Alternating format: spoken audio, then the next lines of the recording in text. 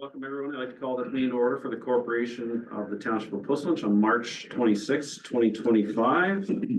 Start with roll call. Councillor Bailey. Present. Councillor Hurst. Present. Councillor Goida. Present. Councillor Spillis. Present. This will begin our moment of reflection.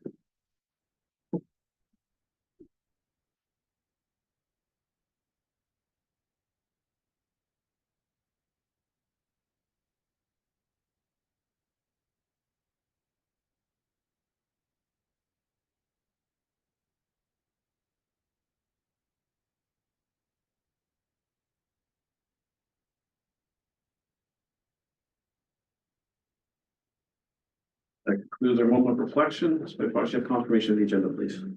The council approves the March 26, 2025 agenda as circulated, and the council approves the additions to the agenda as follows. Consent item 6.1.7, questions received from council and the corresponding responses provided by staff. And item 14.3, a confidential verbal report regarding personal matters about an identifiable individual, including municipal or local board employees, and this is in relation to the communications and media relations policy. Can I get a mover for that, please? Councillor Spillis, Councillor Goida. Yeah. Questions or comments? In favor? That's carried. Any disclosure of pecuniary interest today? I Councillor have Goida?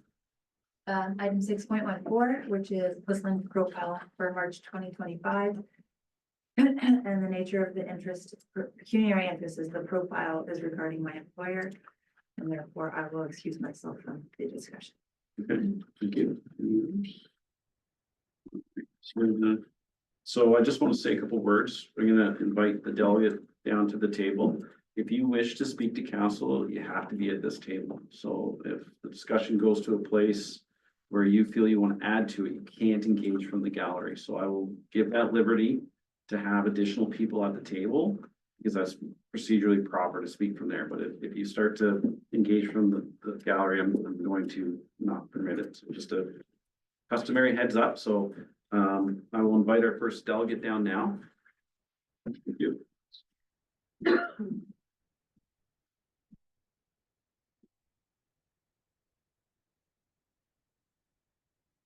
Welcome. Good morning. Mayor Sealy and members of council. My name is Peter Gates. I am resident at 4053 Side Road number 10 South. When my wife and I settled into our home 25 years ago, Side Road 10 South was a sleepy little gravel country road with negligible traffic other than local residents. Having that bridge 35, that road 35 bridge go down 2 odd years ago, for such a long period of time forever changed those traffic patterns. Admittedly, traffic is far less now than during the bridge construction, but it's never going back to the way it was now that it's been discovered by so many others. Currently, with the spring thaw underway, the road is just a horrible, awful mess. The roadway center is deeply rutted to the point of unnavigable. The road shoulders have been unduly widened and extended without proper base, so they are extremely soft.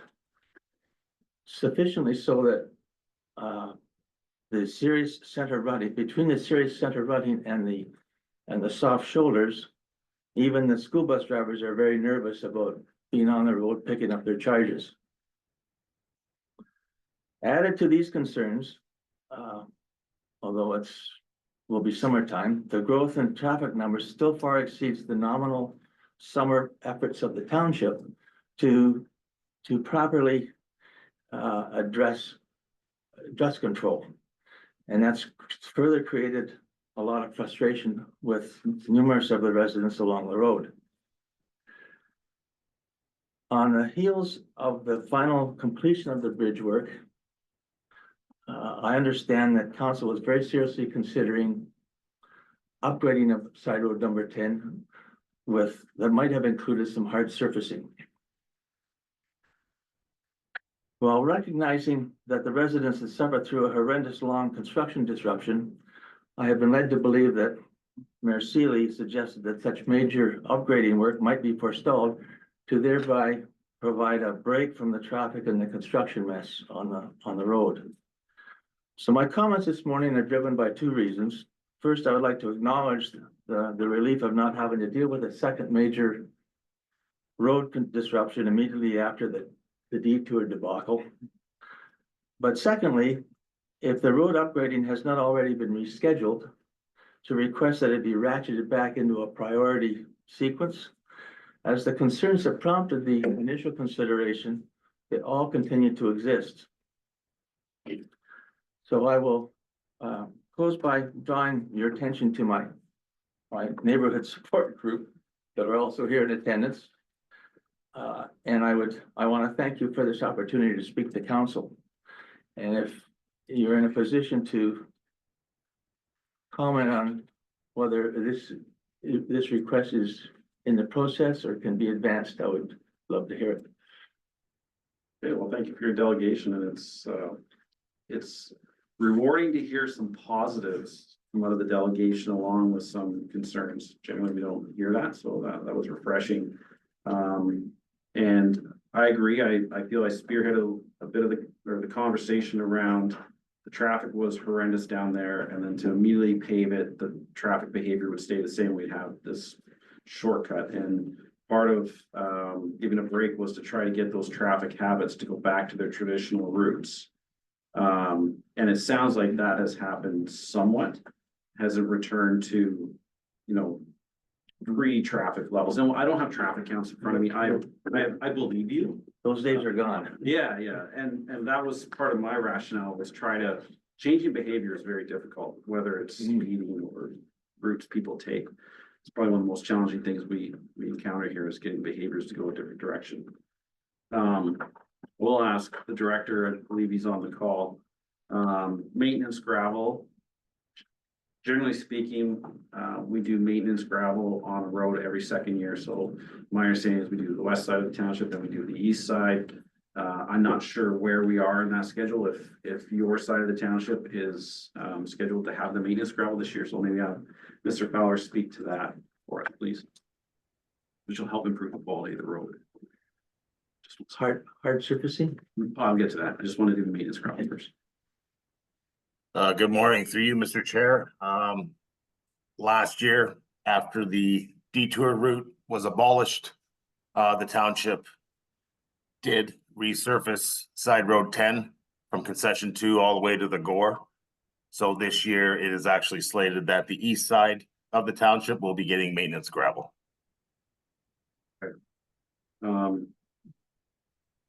I would suggest, staff tour the roads all the time. If there is a need for more gravel on that road, is likely something staff can address.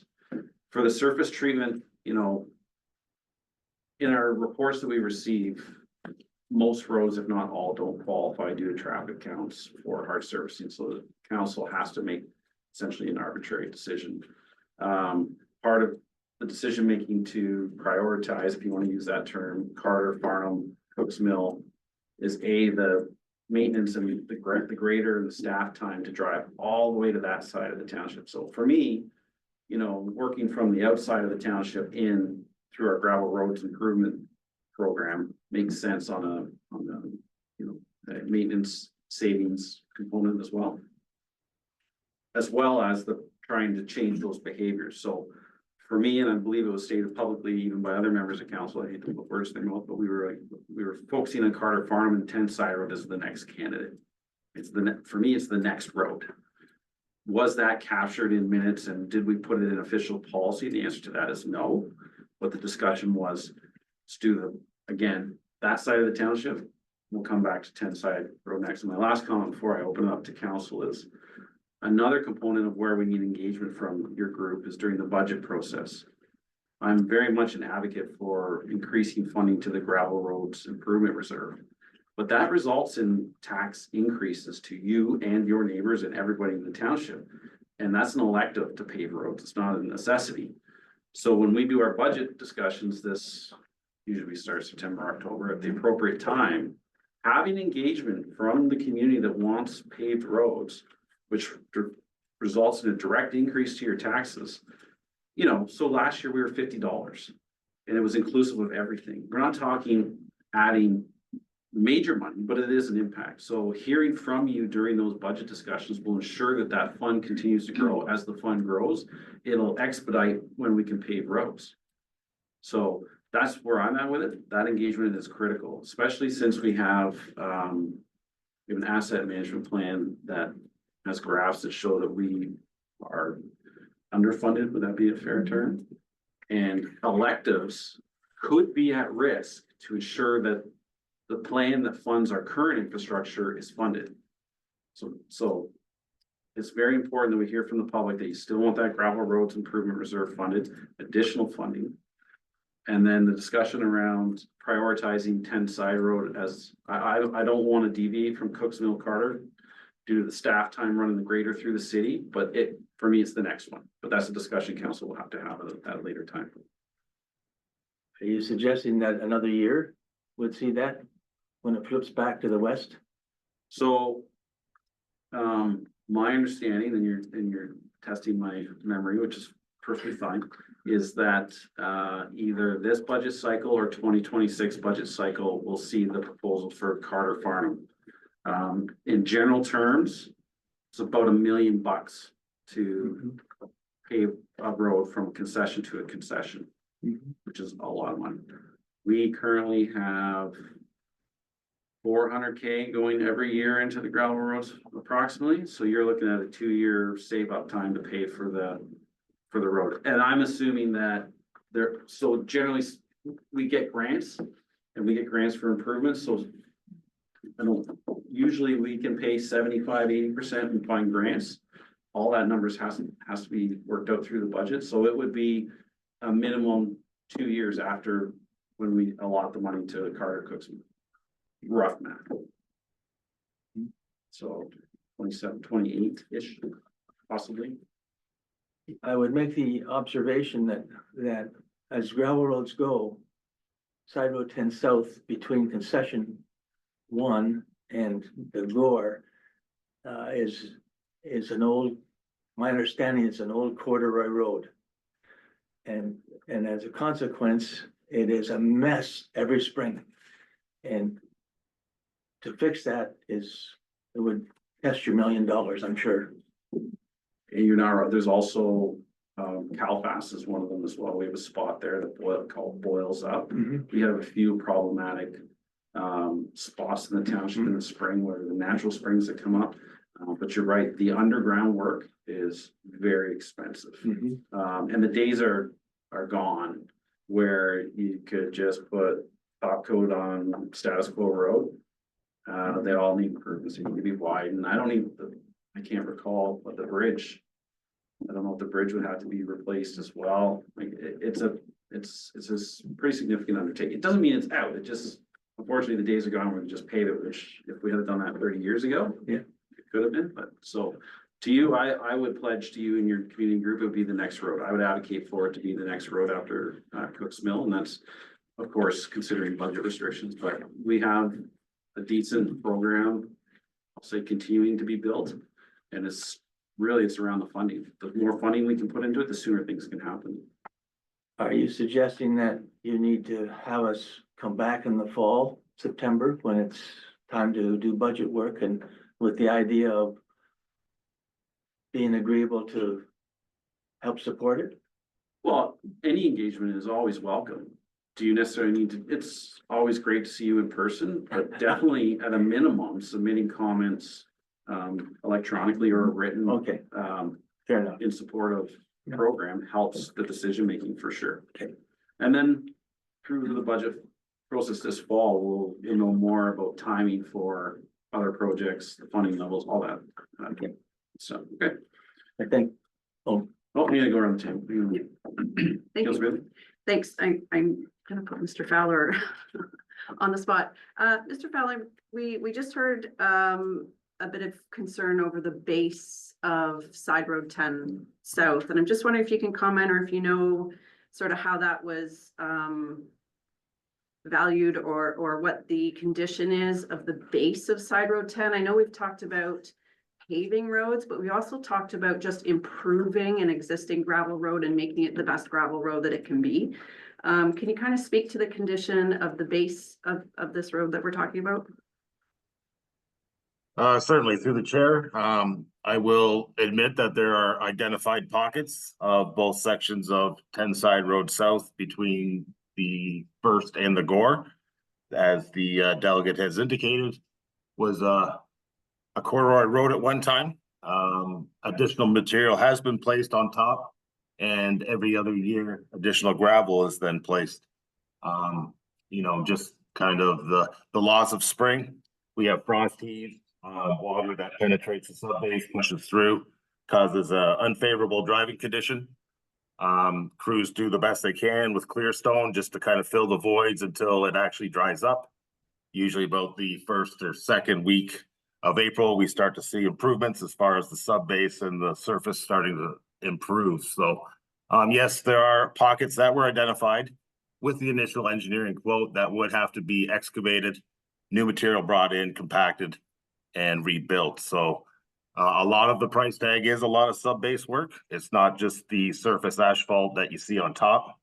Additional grading and culvert installation is also included in that type of quote. So yeah, there's a lot of kind of like an iceberg. There's a lot of work underneath that you'll never see. A lot of budgetary funds are allocated to it. Okay, thanks. And can you just speak to what your inspection kind of program looks like? How often are staff going out to look at the condition of the road that's so far away from the garage? Through the chair, we are on a weekly inspection schedule.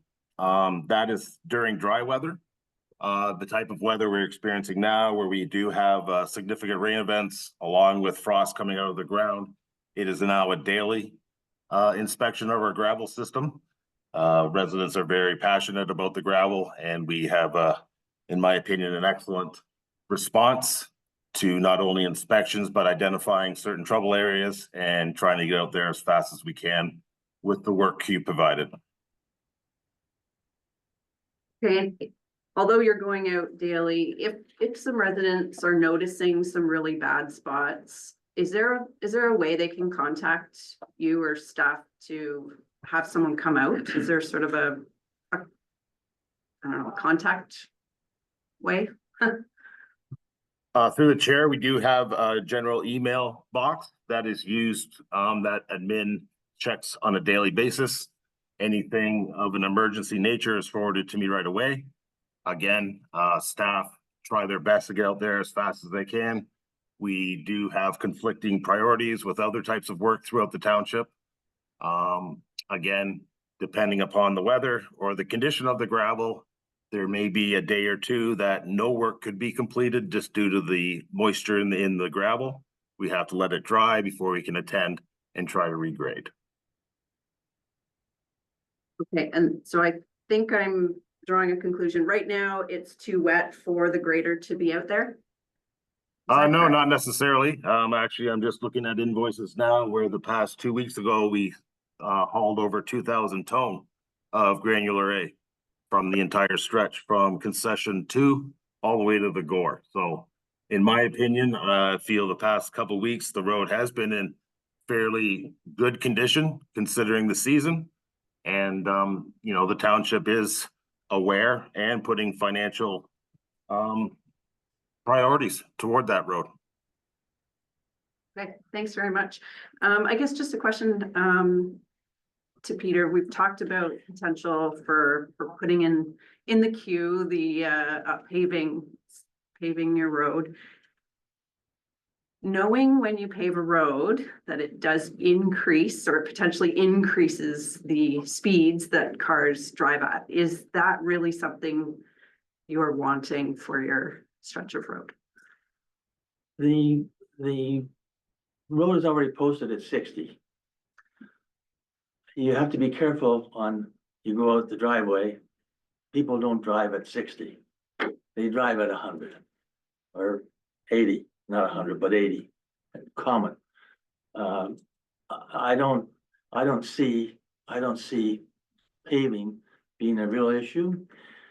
Side Road 10 is the very first side road, north-south. coming from Cambridge. And so people are gonna continue to use it. And if it's paved, it's advantageous to let them go through, and it will certainly cut down on all the dust issues that are an ongoing problem for the residents along the road. In responding to Mr. Fowler's observations, rather than putting gravel on the road where the breakup is happening, it's what it needs coarse limestone. 2-inch, 3-inch coarse limestone pushed into the soil, especially when it's wet. And provide a base, a support base. Put the gravel on top, and a lot of this rutting that's happening every year will be toned right down. That's, my background is road construction. And I know that will be a very positive thing. So that's my observations. You can take that as a takeaway. Mr. Hurst. Yeah, thank you for this delegation, Mr. Yates.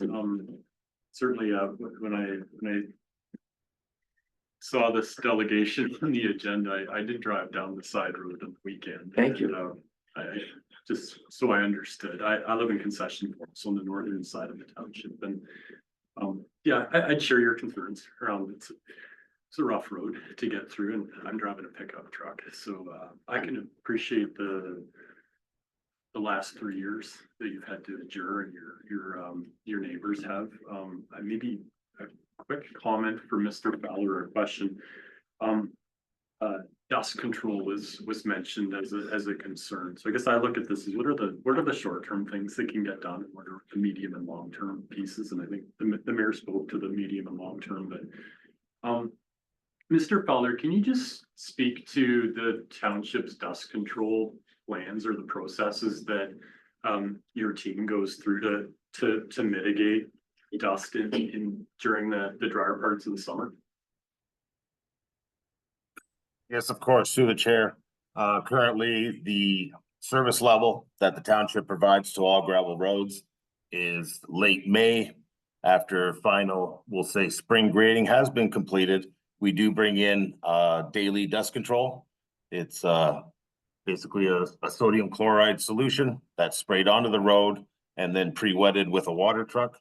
The intent is for it to soak into the road about 4 to 6 inches to try and get a good, not only does it harden the road surface, but it actually cuts down on dust. Now, every time, for whatever reason, it has to be regraded, we do lose a percentage. We try our best with the water truck to keep the calcium in the gravel. But due to township resources and budgetary constraints, we are only able to supply dust control once a year. The past couple years, we have gone over in our dust control budget due to the fact that we, especially side road 10 with the detour, we had to apply multiple rounds of dust control, which we inadvertently ended up being over budget. So currently, as we stand, we are budgeted for every road to be applied once. And, with a combination of summer rains and things like that, we try our best to keep the dust down as much as possible. Thanks for that. Maybe just a question for you, Mr. Gates. Like, are you finding the dust becomes an issue later on in the summer more so? Yeah, very much. Maybe just my request would be is if you're finding it that that's the case this summer, is probably contact the township. And again, that's a budget discussion that I'll leave to staff, but I'd be very supportive of the second application if it truly mitigates that come late July, August, where, as Mr. Fowler noted, the suppression becomes significantly less after the ground has been moved a few times. Yeah. Maybe a suggestion. Thank you. Maybe two quick other comments.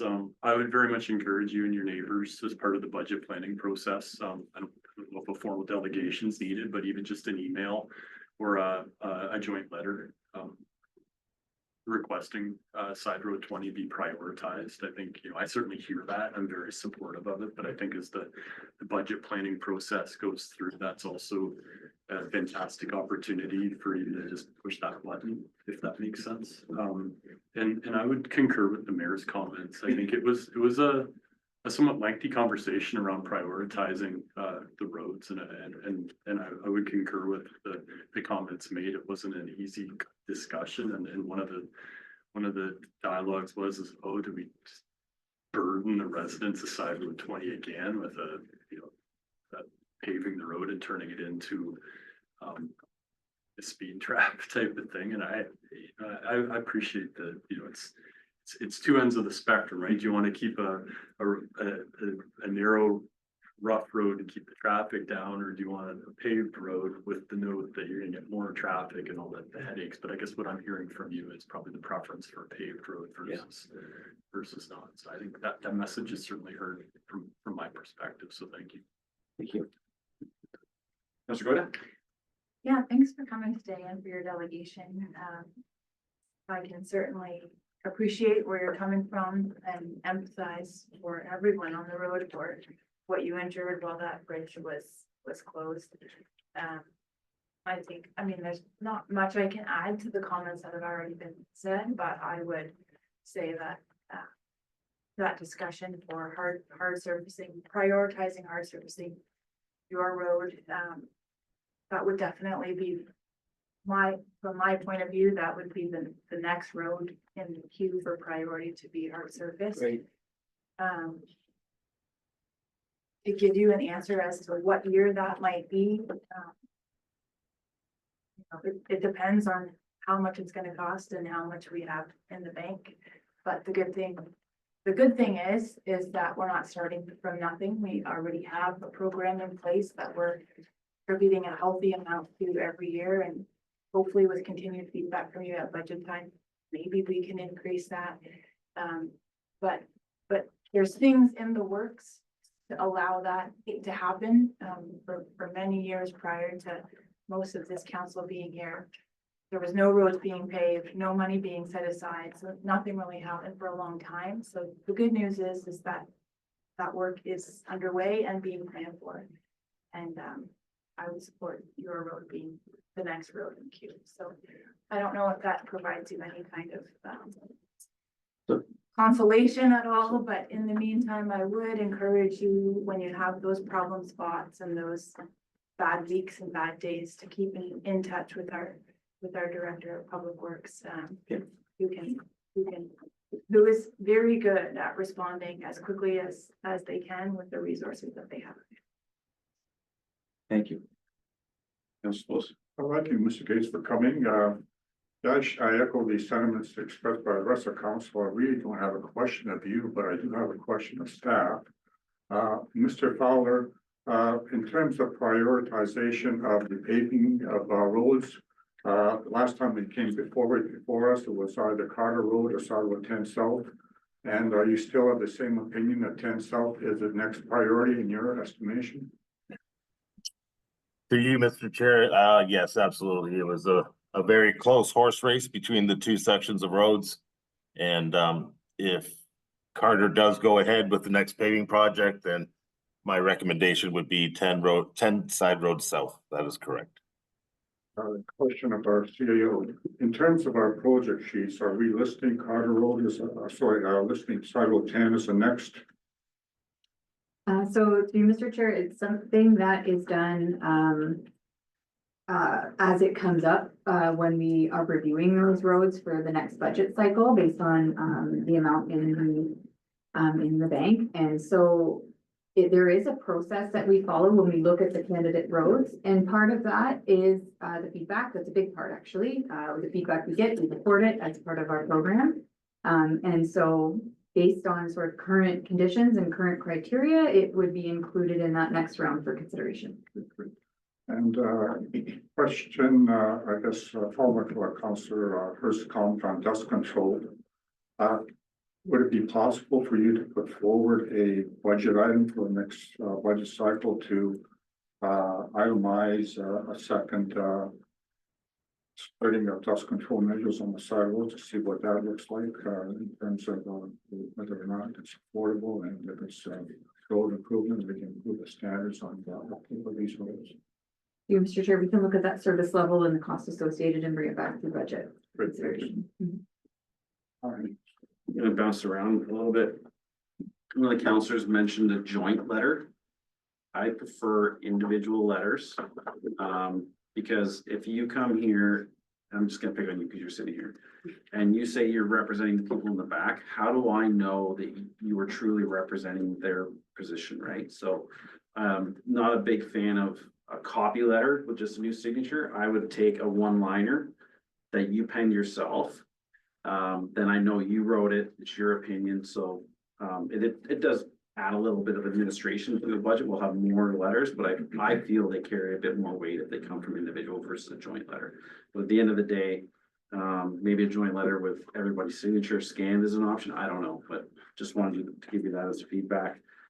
I feel for the budget consideration, we don't need to increase the budget as a full second application for every gravel road. I feel that the staff can look at it and say, you know, say an application for one section of road is $5,000. I'm just making up numbers. A budget increase of 10, that gives the staff the flexibility that if they have sections of road that need another application, they can apply it. They don't necessarily need to just spread calcium on all the roads.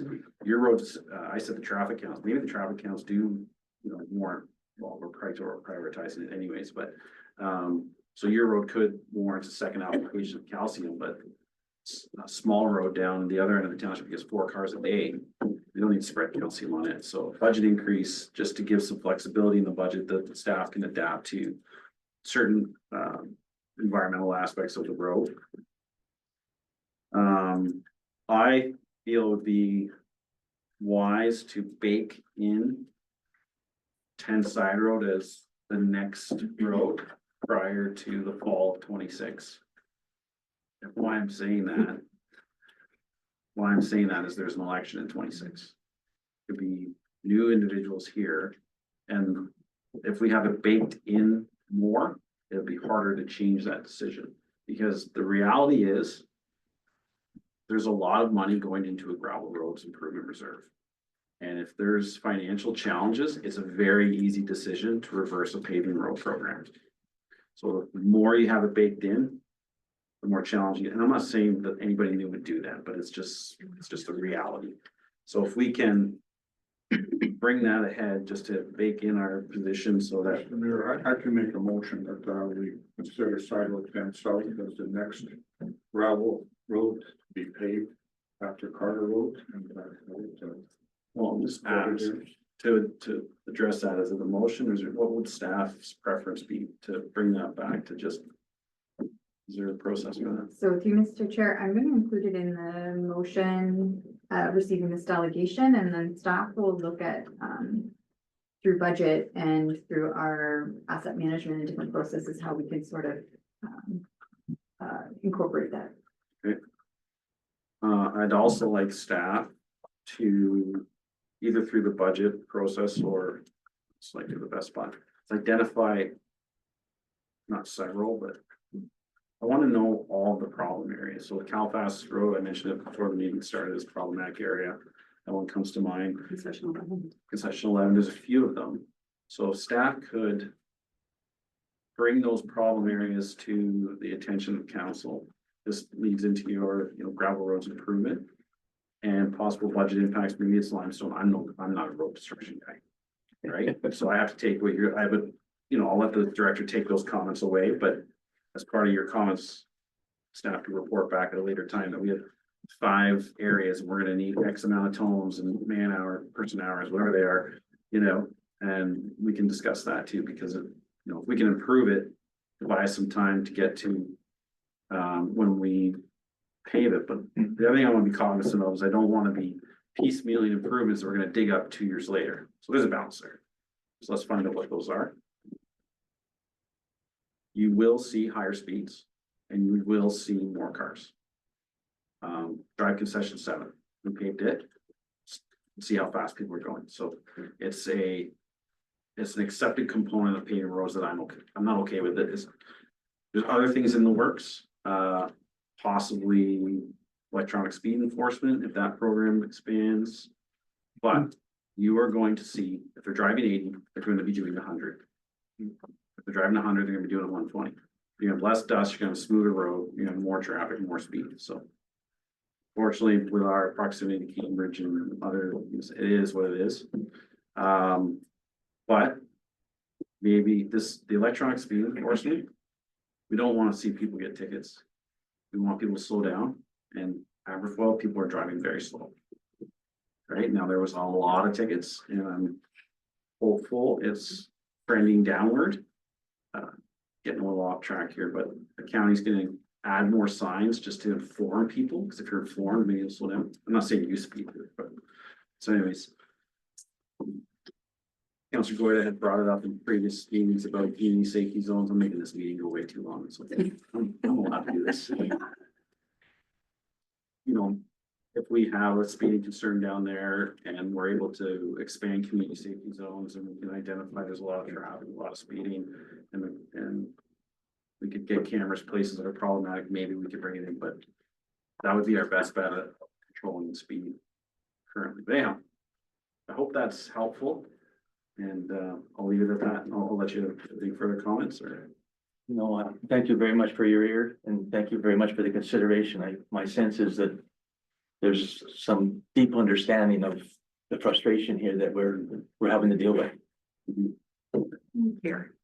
Did you need to make your motion or were you? Oh, God, staff, So, Sorry, just one other thing to add, and I don't know if this is where we need to do it, but part of prioritizing or reporting back, I think I'd like to know which gravel roads can we just be improving sort of the sub base and everything.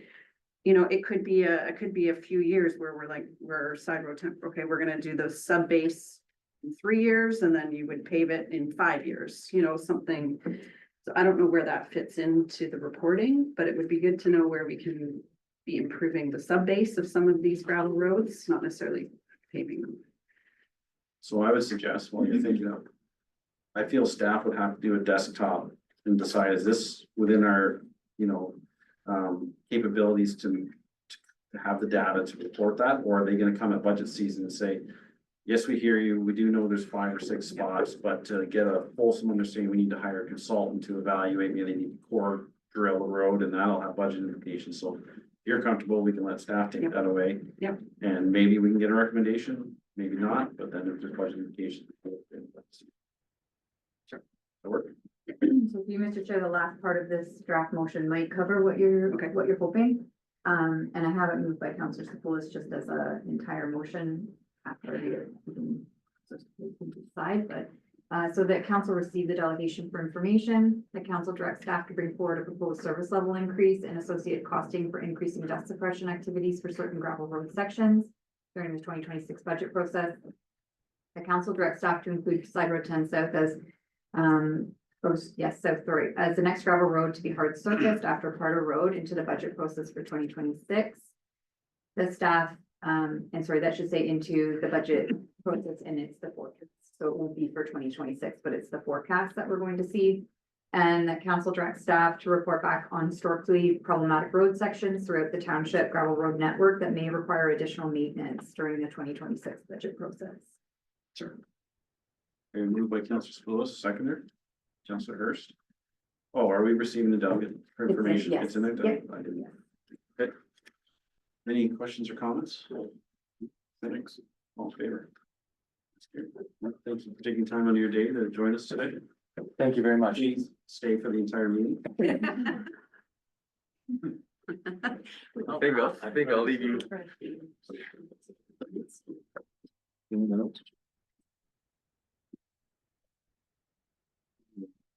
Thank you. You're very welcome. Thank you for your delegation. You did very well. Let's give them a second.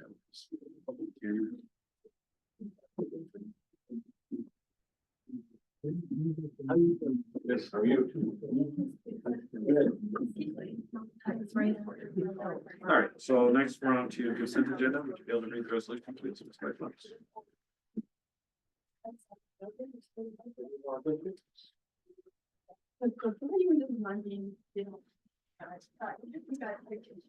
The consent agenda items listed for the March 26, 2025 council meeting be received for consent. Good mover, please. Counselor Hurst, Mr. Spose, any items to be pulled out? Oh, hold on.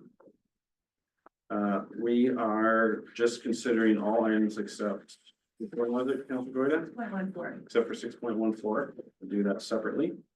Okay, and then any other items to be pulled out? So Counselor Spose is gonna pull out 6.14. No, 6.1. I know, Oh, you want to pull it? 6.14, sure. and Lori, 6.11. 6.11. Okay, And 6.9. 6.9 for Counselor Bailey. Okay. The ones I had were already pulled, so I'm good. Right, so we are going to receive them. All in favor? It's carried. All right, Counselor Spillis, do you mind? I actually have to separate 6.14 because that would count her, that would count out, but anyways, so you still pulled out 6.1. All right, go ahead. Yeah, 6.11, I believe staff has a suggested motion for that, item. It's to do with the 90 days, with respect to designating a property. When does the 90-day start? Right now, it's, only applicable when, that the property is already included in the register, and, previously it was, associated with, planning submission. In other words, somebody wants to demolish and want to build something, then the 90 days will start ticking from then. This way, the way it is now, we don't have any protection against, property being demolished, if it's not designated. You want to read the resolution? So it's simply that whereas Township, Plissumont Council supports, the Town of Niagara on the Lake resolution regarding the amendment of subsection 29.12 of the Ontario Heritage Act, that support resolution be sent accordingly. Moved by Counselor Spillis, Counselors Hurst. Any questions or comments? All in favor? That's carried. All right, Counselor Bailey, 6.9. Yeah, 6.9 is our old Mr. Jeff Bunn, actually, had this one at City of Woodstock regarding speeding, distracted driving and impaired driving. So I was proposing that we support the resolution, and perhaps we share it with the County Roads Committee. I'm just suggesting that maybe they could look into the Good Roads, the rural safety program that is, has been announced. It just says Good Roads has proposed leading a 5-year, $183 million program that leverages 131 years of municipal road expertise and industry partnerships to quickly put in place the solutions that will address some of Ontario's most dangerous roads. And just in the last few months, the rural intersection right near my place has had 2 really bad accidents. So we know that there's a lot of, sort of need to be looking at rural safety, especially when the 401 is blocked. The one thing I wasn't wanting to include in the resolution, I think they mentioned the term Vision Zero. And I know talking with years ago, it was through the county, they weren't quite ready to be jumping on the Vision Zero plan or policy. So there is a paragraph in there that I was proposing maybe we pull out. I just want to be supporting the Good Roads rural road safety strategy, not the Vision Zero policy at this time. So can you word the resolution of the township supports the Good Roads component? Yes, we can omit the Vision Zero policy. I see it there. It's sort of the second last statement. So we can omit that and send a support resolution based on the remainder. Yeah. Okay, let's move by Counselor Bailey. Can we second to discuss the Counselor Spillis? Okay, discussion, Counselor Hurst. I'm good. Yeah, I'm good. I'm good as well. Okay, yes. I'd also suggested that maybe we include Safe Communities, Wellington County Safe Communities Committee, because they do have a sort of a roads subcommittee And it would be good for them to have some discussion too, and that connection with the roads department at the county, so, It's carried. thank you. And we have 6.14. I see we were a seconder to receive that one. We can talk to them. Okay. Yeah, yeah, the profiles are very nicely written, and there's a statement in there, they build relationships with their neighbors. And, I'd like to suggest that they go beyond that, they actually volunteer to build the, now, replacement, facility, so as far as I'm concerned, they're building their neighbors and their township and their community, pretty supportive. Oh, I see. So just adding that component too. No, not necessarily, it's probably gone already, but I'm just saying, Okay. it's knowledge verbally that they do done beyond the building. Working with their neighbors to actually contribute to the community. Very excellent. So you'll move it to receive it. Councillor Hirsch, you can second that. All right, all in favor? It's carried. All right, welcome back, Councillor Guida.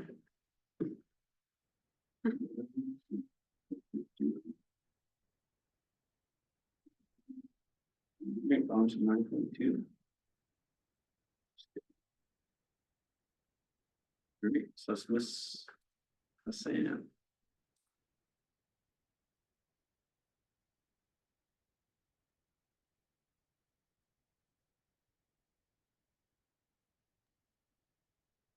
Good afternoon. Good morning, council.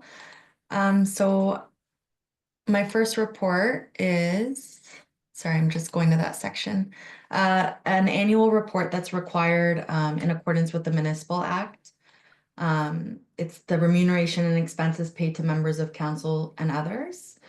And it includes all remuneration paid by the township, including remuneration and benefits.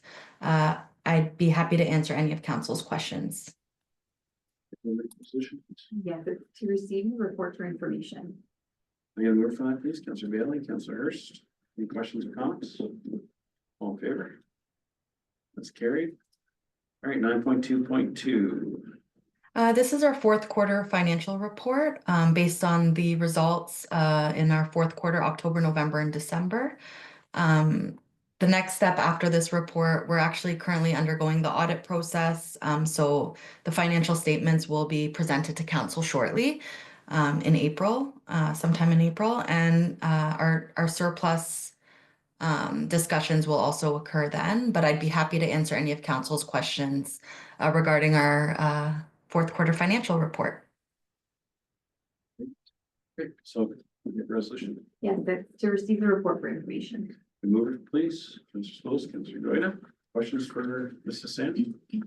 Councillor Bailey? Yep, I do. Hi, Mary.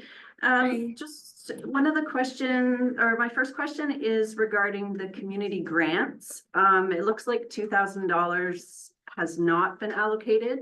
Did one of those grants not get given out? Yes, that relates to the farmer's market. Oh, okay, okay. Okay, thank you. And then regarding the PCC, we've made some changes to the capacity of the Archie McRobbie Hall. What is my actual question? I'm just wondering if we're gonna get an update or kind of follow-up information on the PCC rentals since we've phased down the capacity limits. I'm just wondering if that's why the income for the hall was down based on the budgeted amounts. Yeah, so we could report back on that through the 2026 budget process, just providing council with the trending, the actuals and the budgets in that account over the years.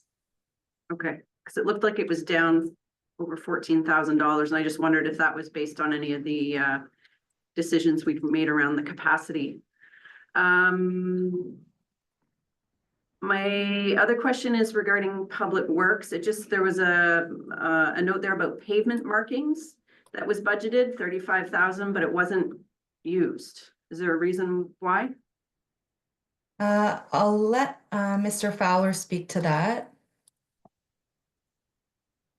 Yes, through the chair. Unfortunately, the contractor that we had slated to do the work ran into equipment problems, and then it got too late in the year to apply the paint. So it was basically, that account was not utilized last year. Okay, so Mary, how does that work? Does that money just get brought over into 2025? That would be allocated as part of the surplus, but we did budget an additional amount for, obviously for 2025 pertaining to that account. Great, and then Mr. Fowler, do we have a contractor available to do pavement markings this year? Yes, through the chair, the same contractor has indicated that they are able to do, our scheduled work. And, once the weather warms up, probably around June, you'll start seeing improved pavement markings repayment. Great, okay, and then my last question actually is for you as well.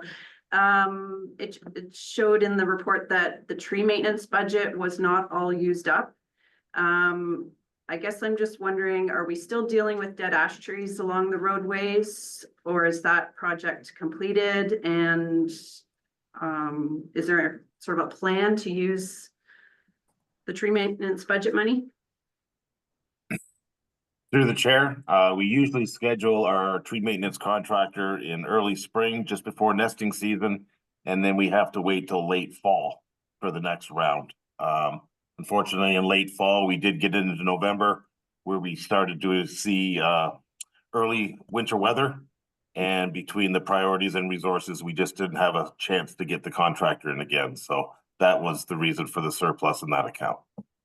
Okay, so there are still dead ash that we're dealing with?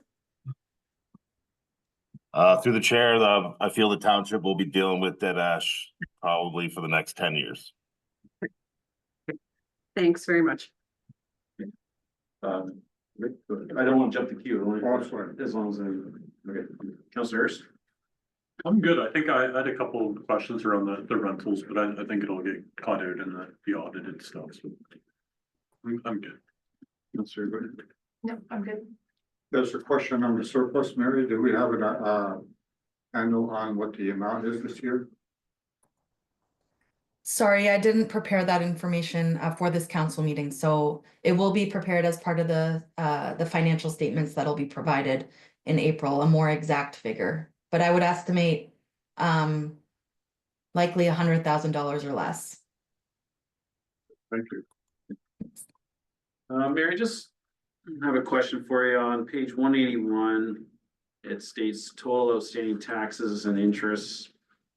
And, you know, you have the dates at the top and, you know, it's clear the number goes up and then it drops significantly. And I'm assuming that's due to like notices go out to property tax owners and then they must get caught up. So then the balance outstanding is less. How do we end up managing that internally when, you know, I'm assuming these numbers are the county's portion as well encapsulated, but I would say that 20% of this outstanding money is our portion of the tax bill. How do we manage it when there's such large amounts outstanding?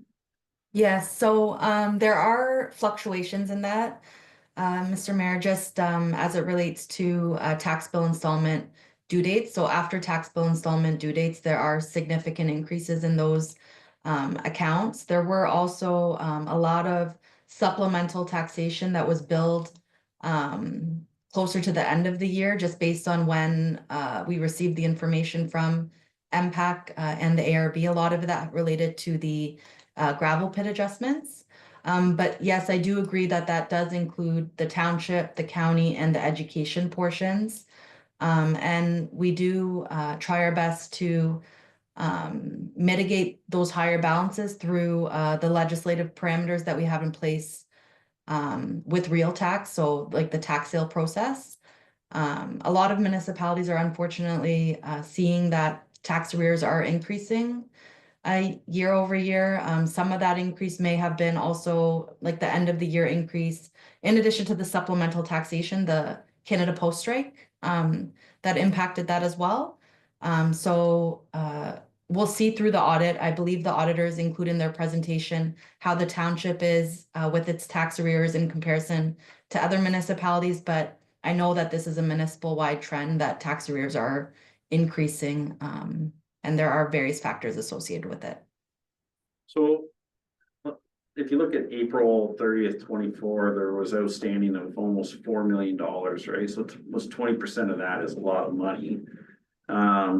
If, you know, the recovery mechanisms we have take time, essentially is, you know, then our surplus is driven down, but if the tax arrears translates to more than what our surplus would ever be, how does the township cover that lack of payment? Because it could be substantial. So that's a cash flow issue. It's not really, it doesn't impact our surplus. It's a balance sheet item. But we do our reserves, like all the balances that we have in our reserves and whatnot. We do have that additional cash flow to assist us during those time periods. That's what I wanted to know.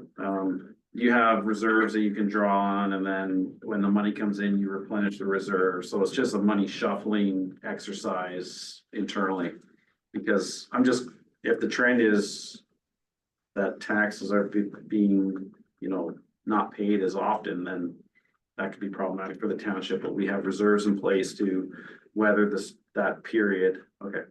And we do have, the legislation really does assist municipalities in terms of the tax sale process. So we have been very much on top of that, working with residents and notifying them about their arrears and the options that they have available to pay their arrears down. Okay, perfect. Thank you. That's all I have. Councilor Harris? Just a follow-up on the tax piece, Mrs. Sand, like ballpark, how many, or what maybe percentage of the total tax bill would be provided through automated payment plans versus maybe say the old school way of sending a check in? Sorry, I don't have that number off the top of my head, but maybe Miss Heater, would you be, just because of her tax roll in previous years, would you kind of know approximately? I do know that we have been really promoting it and pushing it, especially after COVID. But I don't know exactly the percentage. Mr. Chair, I don't know a percentage, but I can recall, approximately this time last year, out of the approximately 3,500 bills that are issued, we had approximately 600 folks signed up for our pre-authorized payment plans. There are additional options that people choose to use themselves, like setting it up themselves through their banks, through telephone or internet bankings. There's also a few hundred tax bills that are managed by third-party mortgage companies. Those are kind of some rough numbers that I can provide you. That's where the last year. Yeah, thank you. And I don't want to go down a rabbit hole right now, but that might be something that's worthy of a future conversation around how, maybe to the mayor's point around a larger strategy to address some of those tax gaps is understanding maybe more granular terms. And I realize I just asked this in the fly, so I don't expect it to know hard data, but understanding kind of where we're at now, maybe how's that compared to other municipalities in the county, but also what the township can do to help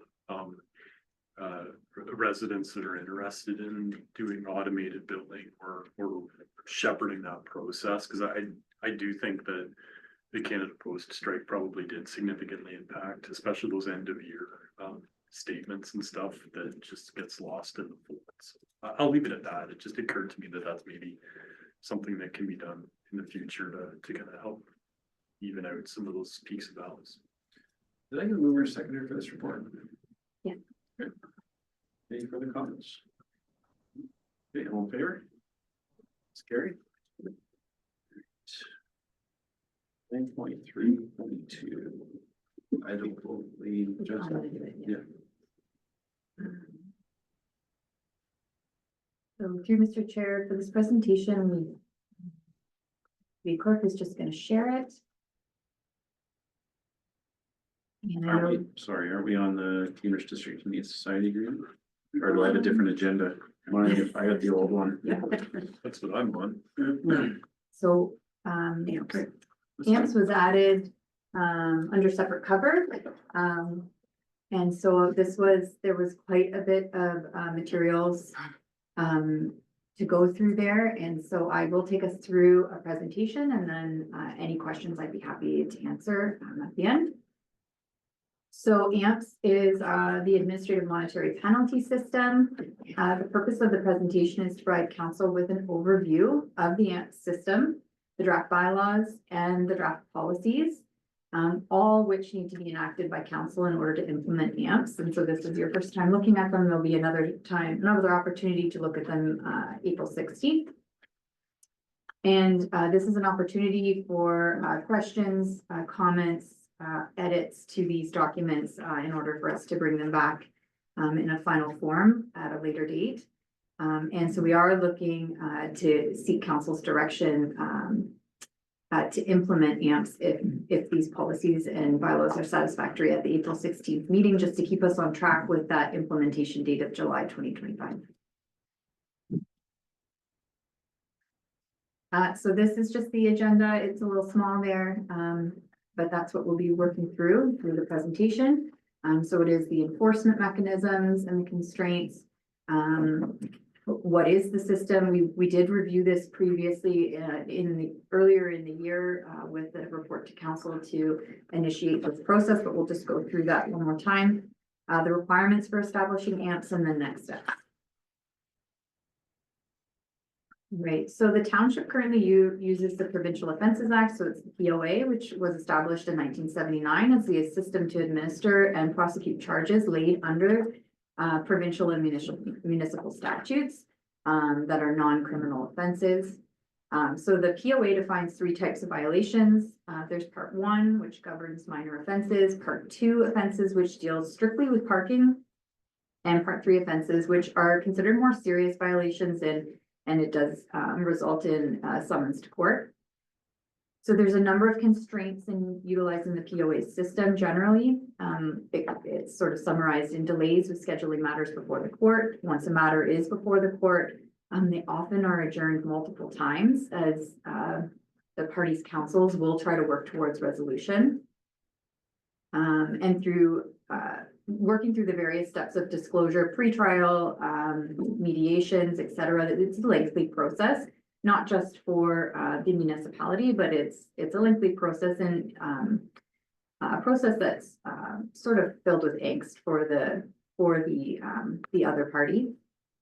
And the township does require significant resources, primarily cost, so it's financial resources, but as well as human resources, the staff individuals that have to participate in this process. So this is, involving the township's lawyer, as well as bylaw and clerk staff.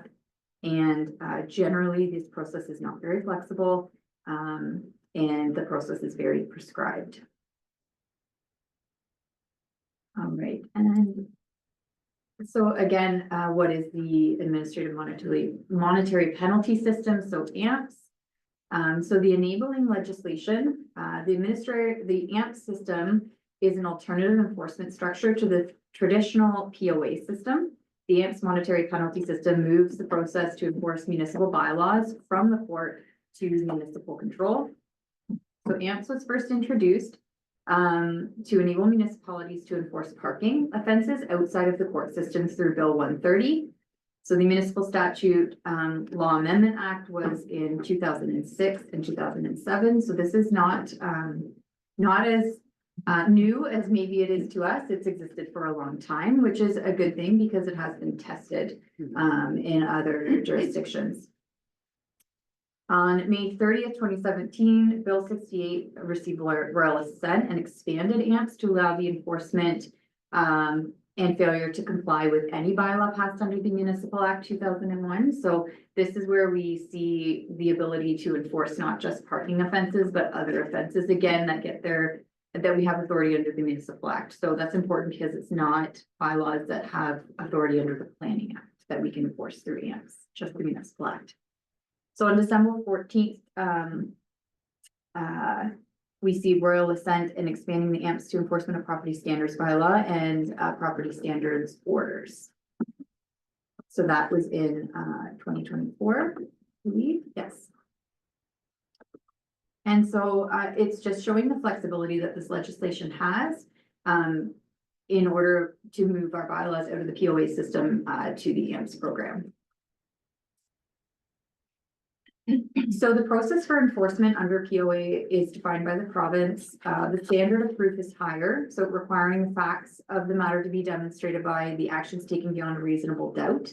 So the penalties are defined by the province, including part 1 offense fines, which must be approved by the Minister of the Attorney General. So again, we've been through this process, as council will recall. When we set fines for a bylaw, we look sort of what the best practice is, what's been approved in other jurisdictions, and we have to have that approved by the Minister of Attorney General. There are caps to the amounts that you can set that will be approved. And so we are in a good position because the bylaws that we're looking to get in place right away have those set fines approved. So there's less scrutiny that council needs to go through in order to set those fines. We can just sort of transfer them over under the AMPS program. So with the AMPS program, the standard of proof is lower, requiring the facts of the matter based on the balance of probabilities, meaning it's more likely to occur than not have occurred versus under POA, which is beyond a reasonable doubt. So it just sort of shifts that burden of proof that the municipality has to have. The penalties are defined by the AMPS bylaw. Appeals are processed first by the screening officer, which will be employees of the township, and then by a hearing officer who is appointed by the township but acts independently. And again, there's no appeal mechanism beyond this. And the township has quite a bit of flexibility in scheduling hearings and screening dates to be scheduled. So we are working with our neighboring municipalities to figure out what that schedule will look like. But again, aiming to be more flexible and have a better schedule than the court system. And likely a quicker resolution. Absolutely, yes. So the benefits of AMPS, so improved efficiencies. So again, we kind of talked what the process looks like through the courts. I'd say it's very inefficient, given sort of the how some of these fines are perhaps more minor in nature and the length of time it does take to get resolution. So it allows the township to operate its own penalty system and provide a streamlined and easy to navigate dispute process. It's very cost effective. So again, there's multiple ways that this provides cost efficiencies to the township. So one, it reduces legal costs. It also allows the township to be the beneficiary of fines, or that reports that's not the case. And it frees up a lot of staff time that is spent right now on that sort of very rigid process through the court system. So again, that does benefit our taxpayer, as we will see as the system gets implemented, we'll be able to see sort of a reduction in costs that need to be allocated to some of those cost centers and potentially some recoveries as well. So compliance, AMPS provides an effective tool to promote deterrence by bylaw compliance through a combination of education, through warnings, and then also the penalty notices. So we do have our policy that council has approved for bylaw enforcement. This doesn't necessarily change how we are going to work towards educating the public, but it does make that penalty much more easy to administer if and when we need to do that. It provides a clear pathway for escalated enforcement, and with the exception of parking offenses, maintains the township's ability to pursue Part 3 charges through the POA. So again, what you'll see through the next steps is our bylaws are going to allow the township to have either provincial offenses as an option or AMPS. Obviously, with the exception of parking, which doesn't allow for that, you have to sort of to choose. But so for instance, if we did have an egregious offense, a repeat offense, something like that, there is still the option for the township to pursue a summons to court through Part 3, which would result in a different enforcement mechanism. And the enhanced customer service, so AMPS does provide a less intimidating experience. The court system is hard to navigate. it can be very intimidating to navigate that, not only from attending, but also preparing the documentation that you may need. And so this changes it where we have a single point of contact, so it will be the township. We'll have all the documentation in place to set out what the process looks like for disputes with those folks that have been issued a fine. And staff will be responsible for scheduling the screening and hearing meetings, and what we're looking to do there is to provide some of those meetings outside of regular business hours. So whether that's on a weekend or in the evenings, but making it more accessible for folks versus the current court system is a little bit more rigid, and we know that can be challenging for folks that have other obligations. So this is just sort of what the dispute process looks like. So you'll see a ticket is received. The person will have a timeline, they can pay it. They can request a dispute, which is first step will be with the screening officer, or they take no action. When no action is taken within the time period, it would go to a collections process, and that will be detailed a little bit more based on the type of fine as we work through this. If they have requested that first step in the dispute, they will have a scheduled meeting. It can be on the phone or virtually. We haven't decided if in person will be an option as well. But we will when we get there and present that to council. But the screening will be with a township staff member. There'll be guides around what our protocols will look like so that it's administered in a really consistent way.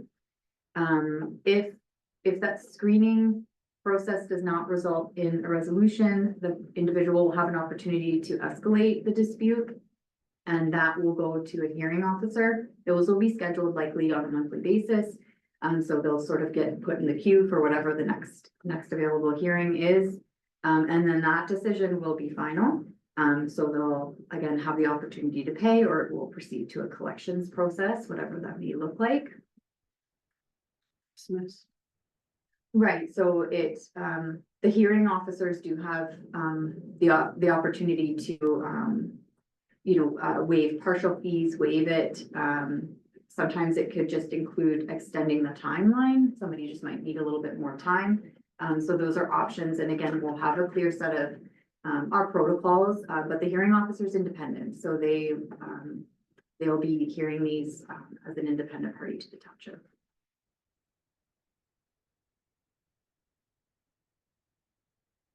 So the next is the requirements to establish AMPS.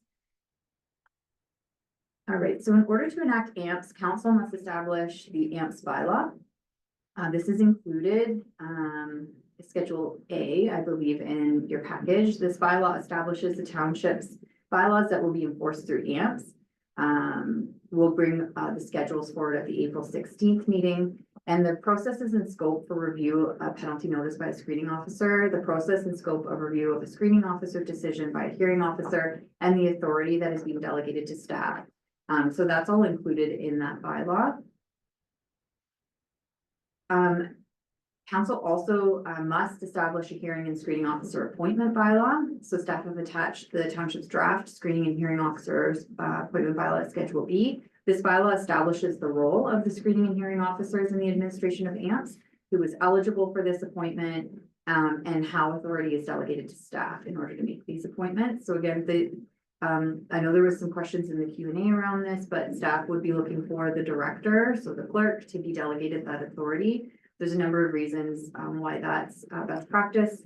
One is the flexibility. We want to make sure that we always have somebody that can show up to these hearings and keep things on track. So being able to appoint several people and drawing on them as needed is pretty key. Also, keeping council at an arm's length with this program, just to prevent the perception of any sort of political interference, giving that delegated authority to staff assists with that as well.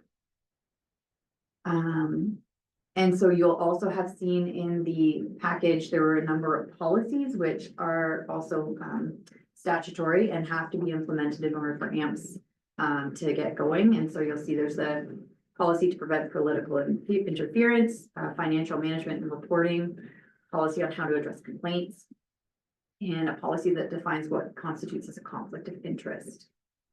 Additionally, staff are drafting policies to address the appointment of screening and hearing officers, and a policy for establishing undue hardship. So you'll see those as well.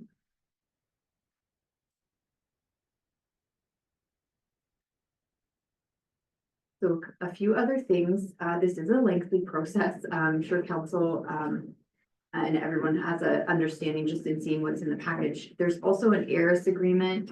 So we do have to work with the MTO to get that ARIS agreements in place.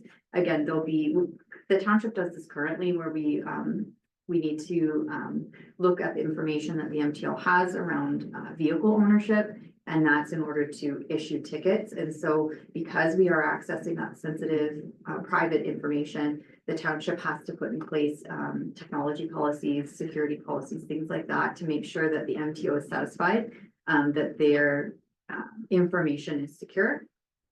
So this is the most lengthy process that we're going to have to go through. It's just why it's taking, likely until July to get those approvals in place. All right, so the AMPS amending bylaw, so these are, on this slide are the bylaws that staff intend to enforce through AMPS. So it's important to note that once AMPS is implemented for parking infractions in the township, it cannot return to the traditional court dispute process. All other bylaws can be enforced through the PLA or AMPS, as we've discussed. And again, we would reserve the provincial offenses and that summons for the most egregious offenses or repeat offenses where we're just not seeing compliance. Staff are anticipating a future amendment to this bylaw to include additional bylaws, including our property standards, our fortification of property bylaw, a special events permit, which I believe we don't have yet, but we are working on. And we do have our exotic animals bylaw, but I believe it's quite old, maybe has a 1986, 85 date on it. So that would be brought forward in a updated form before we do that. So these bylaws require amendments or repeal and replacement prior to being included in the AMPS bylaw. And so we're going to be looking to do that. It will likely be a 2026 project. So next steps. Staff are seeking questions, comments, edits, all of those things from council with respect to what we see so far in the agenda package, and we'll bring that back to the April 16th to keep ourselves on track. There are a few bylaws that we required to be passed in order to implement our process with the ARIS agreement with the MTO. So it takes a minimum of 12 weeks to put that agreement in place. So we are sort of mapping out our timing on that so that we make sure we stay on track. While this is going on, we are starting the training with staff to make sure that once we get that ARIS agreement up in place, we can sort of utilize that right away in July. So the training is going on in the background while we work through this. And finally, the clerk will appoint the screening and hearing officers once all the training has been completed in order to begin the administration of AMPS as soon as possible once the ARIS agreement in place. And so right now we are looking at, we do have discussions ongoing and some commitment from the Township of Woolwich and for hearing officers. So they have a retired staff member who has experience doing hearings that's willing to be appointed for Puss Lynch. We also have some technical staff members from Woolwich that are prepared to also be our hearing officers for some of our more complicated bylaws. So we're in really good shape to sort of get that up and running right away. And I'm happy to answer any questions. Good work. All right, Councilor Bailey. Thank you. Yeah, I have a bunch of sort of questions or comments, but I don't really need answers. I guess this is just contributing to the process. When I was looking up this, just outside of the report, I noticed that Newmarket had an option to get a discount on the ticket if you pay within the first few days of receiving it. So I don't think we need to enact something like that right away, but it was just a comment that if we're finding that people are not paying right away, maybe some sort of incentive like that might be considered. It just to help with promoting compliance of paying their ticket. The one question I had is, does this integrate with provincial licensing system if a ticket isn't paid? So I guess that would be in terms of the parking can it get put on a provincial licensing so that then they have to pay when they go to renew their license? You, Mr. Chair, my understanding is Is yes. that, okay, so that gets integrated at some point somehow in the background. The question of where would a hearing take place, you've sort of mentioned it could be, mostly would be virtual or something like that, okay. If down the road we were to have our own speed camera program, is this something the AMPS program can handle with the ticketing process?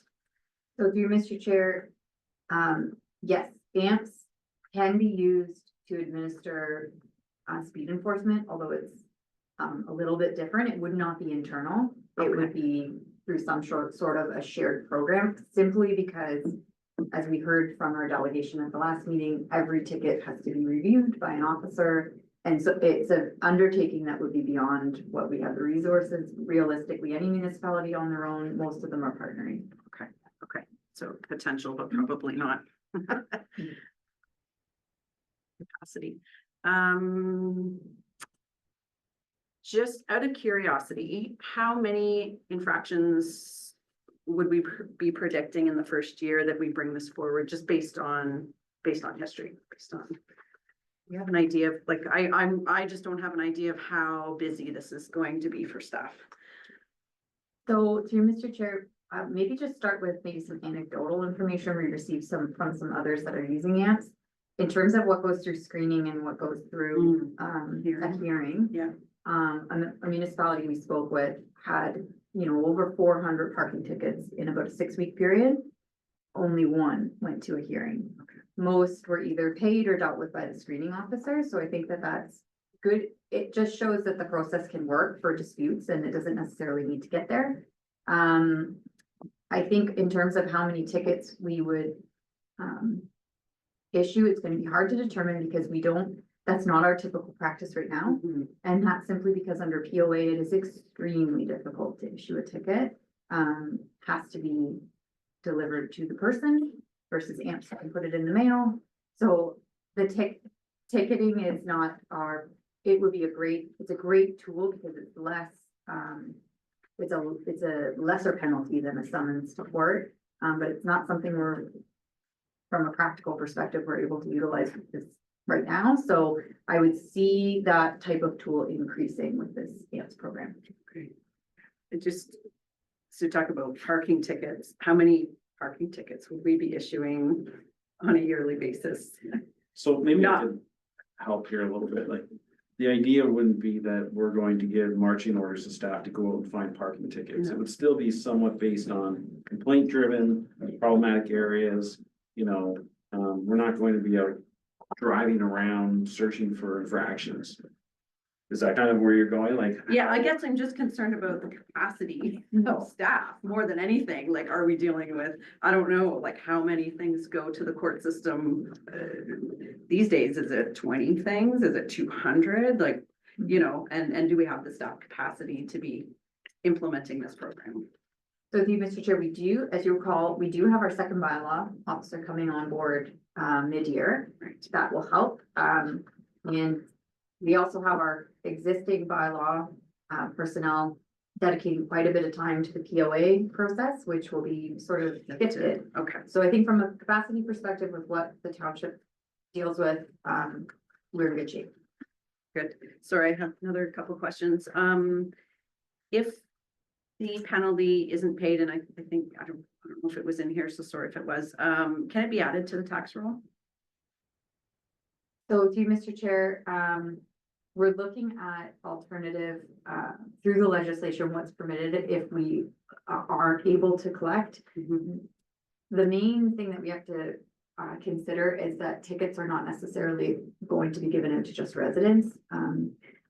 So the collection processes are something that we're looking at for the different scenarios. Okay, Mhm. yeah, that would complicate things.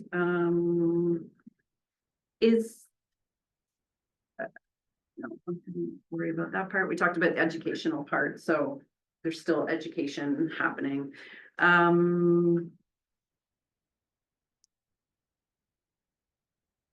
Yeah, you mentioned hearing officers from neighboring municipalities. Can the bylaws that you showed on the screen that we're including in the AMPS program right away, are you able to remove them easily, or once they're in, they're in? So through Mr. Chair, my understanding is that the only bylaw that you can't is parking. Okay, And the other bylaws will, have enforcement abilities under both. great. Thanks so much. I know Justine's put in a lot of work with this, so thanks to her for all that work. Councilor Hurst? Yeah, thanks for this, Courtney. I think this is totally a really exciting direction for the township to go down, so that's just my quick comment. I think a couple of my questions were addressed. I think the one is the appointed officers, so my understanding would be it's case by case. It's based on the appropriateness of the officer for the topic in question. So I think that was one when I first read it, I was like, oh, it's like one grand SAR for everything. And I'm like, holy smokes, like what's that look like? So thank you for that. The one I didn't hear, and maybe this is more in the, so I know when something goes through the provincial court system, it's legally binding. If it goes through the AMPS process, my assumption is that both parties need to agree to the outcome, and then you're bound by that. But can you maybe just speak to the legalities of going through this process as compared to going through the provincial court system?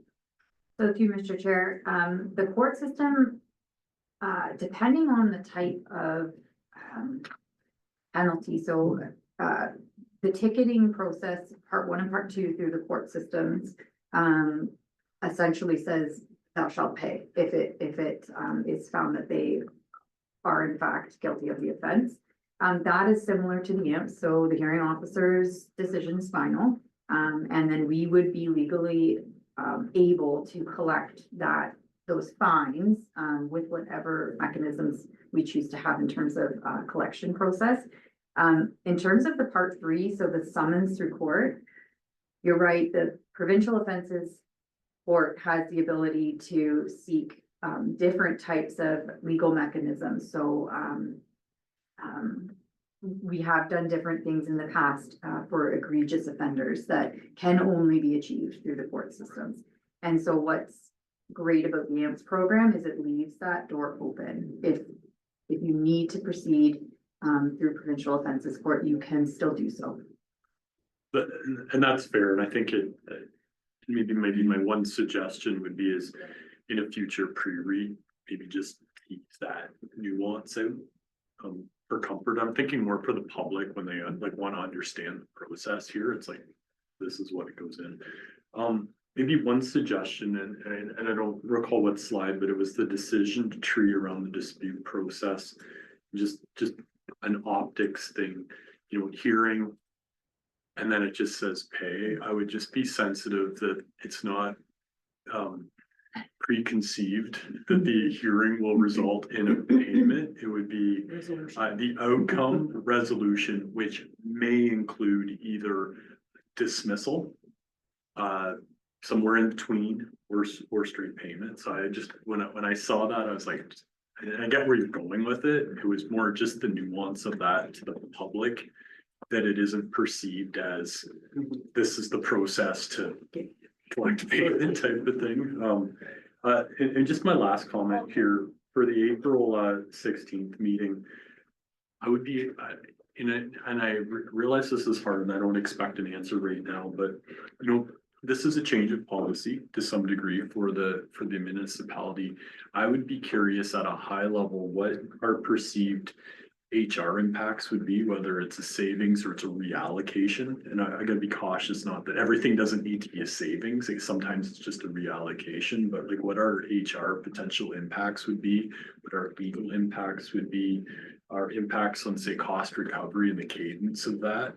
And then the other pieces like based on say 2024 data, how many cases do we anticipate this being impacted in the next mid 25 year, more realistically 2026? And I think where my head goes is philosophically I'm very supportive of this, but I think it would be of interest to see how that HR and the cost functions would be potentially reallocated or savings or not. But I would like something there. And again, I'm asking this not something on the fly, but just to ponder it when it comes back again, is just to share some high level observations. I think would be of benefit. I'll leave it at that. Councilor Wood? Yeah, thanks. A bunch of the questions that I had have already been posed, but maybe just a couple clarification. The screening officer and the hearing officer are two different parties. The screening officer is an employee. The hearing officer is appointed likely from another municipality. So is the screening officer a new position that we're hiring for full time? Is this being done by someone that we already have existing, or what are we doing in terms of that employee component of it? So through Mr. Chair, there will be multiple screening officers that are existing employees. So we have most of the members of the Okay. clerk's team, and then a few others. The only one it can't be is the individual that issued the ticket. Okay. Okay, that makes sense. I had on here, where will hearings take place? I heard you say they'll most likely be virtual. I just would maybe suggest that if it is feasible for us to have the opportunity to have in-person hearings, just knowing, for instance, some of my older relatives that live in the township would not be able to navigate an online hearing. So if it's feasible for us to be able to accommodate that, I think it would be beneficial for both sides. I had a question about collection mechanisms. I know the parking collection mechanism can go through the vehicle licensing. Sounds like the collection mechanisms for the other ones are still being sorted out. Yeah. And then the only other question, I can't remember which bylaw or policy it was in. It talked about the AMPS online system. What is the AMPS online system? So through Mr. Chair, I believe it's in the financial management and record policy. And so we're referring to if we have a system where folks can go online and pay. It'll likely be through our existing online payment system, but Okay. we're just trying to navigate what that'll look like Okay. a little bit. Something like cloud permit, like you can pay it. Yes, Through cloud something like permit, that. at least something separate. Okay, oh, that's good. Okay, and other than that, it's an enormous amount of paperwork that staff have worked through, so thanks for doing that. I agree, I think it'll be a great step forward for the township. Councilor Schools? Yes, picking back on what Councilor Mitchell discussed, the disputes process. In that process, the appellant can take it to the provincial court if they so desire. You, Mr. Chair, no. No, only if the township were to initiate laying a charge or a ticket under the POA, would it move into that system? Okay, so say you've got a, say, a bill bylaw infraction and it goes to the hearing, they don't like the hearing, it says, well, I'm going to court. No opportunity. Maybe speak to the Superior Court challenge of the bylaw. Is that kind of a mechanism? So through Mr. Chair, not a mechanism for dealing with the fine, but there's always a challenge to any bylaw that somebody could pursue under Superior Court. Okay, so that's fine, that's clear. The security of the electronic records that we have, that seems to me a really big issue here. Are we comfortable that our ISP provider has the ability to provide secure encrypted documents and secure them on our site, on our cloud or wherever it's going to go? So through Mr. Chair, we have a number of agreements existing with the MTO for our current process. Unfortunately, just the way the MTO's processes work, we weren't able to amend those to include this AMPS program. We have to reapply for brand new agreements. But we know that our our service provider, is already meeting the requirements for existing agreements. However, with some of the nuances with the AMPS program, we have chosen to store records in a little bit different way. So less online, more hard copy. But in any event, we have, the necessary security measures in place around access to devices and things like that under our current agreements. Question on the hearings, are they public hearings or they just, private? So through you, Mr. Chair, that's a good question. I will have to go back and look at the legislation and determine, they're not going to be advertised for anyone to come and attend, but we likely would have a number of people in the gallery. Our plan is to do a half a day and sort of get everybody that we can then get done in one half a day. So I don't think that they're private, but they're not going to be advertised to the general public. No, I echo the sentiments expressed by the rest of the councilors. It's really a lot of good work done here and I'm looking forward to having this implemented. Yeah, I agree with that. I feel that this is gonna help us on the compliance issues with infractions and, but along with that, an education component. One thing I just penned down here is, we're gonna have staff identified as screening officers, and I think it's good that we have multiple staff. My concern is harassment of that staff in the public. So is it possible that if there's a screening officer, and I have never seen one of these, but I assume it would have to be screening officer signs off, but can we just have screening officer IDs? And then we keep the ID number who actually corresponds to that ID confidential? That way, I'll pick on Sarah being in here. I have an infraction, screening officer upholds it. I don't go knock on Sarah's door because her name's on my screening and harass her at home or something. That way, it's at least one of 5 people in the office. And it just keeps some of that separation. So on a bigger scale, can we keep them slightly confidential? Just like, I'll have to, through Mr. Chair, I'll have to check. We're still working through what that screening protocol will look like. Some municipalities allow it face-to-face at the counter, like booking a meeting. Other municipalities strictly do an online review, like a desktop review, and we'll send a response back through email. And then we see some that do phone calls and Zoom meetings. So the platform of that looks very different. And I think the confidentiality piece will depend on where we land. yeah, I'll put it in the room. And then I think also if it's possible that if, it would be a privilege to have your fine reduced if early payment was 50% or something they paid that day. But if you harass staff, I feel that you should lose those privileges. Something along those lines. They give, I don't know, take that back. I just don't want the public beating up staff that are doing a job for something we've implemented, right? Other than that, I think it will bring compliance to some of our major files and it will be hopefully, anyways, I'll leave it at that. A lot of good work.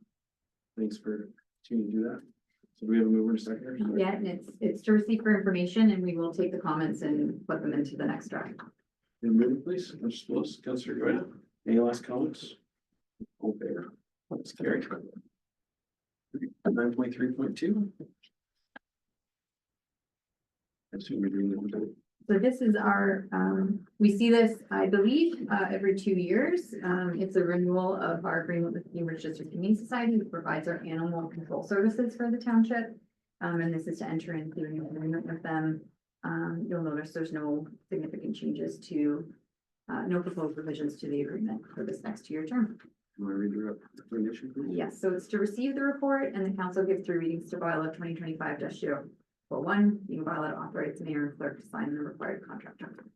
The mover, please. Councilor Hurst, Councilor Bailey. Questions or comments? Councilor Bailey. Yeah, just, I just think it would be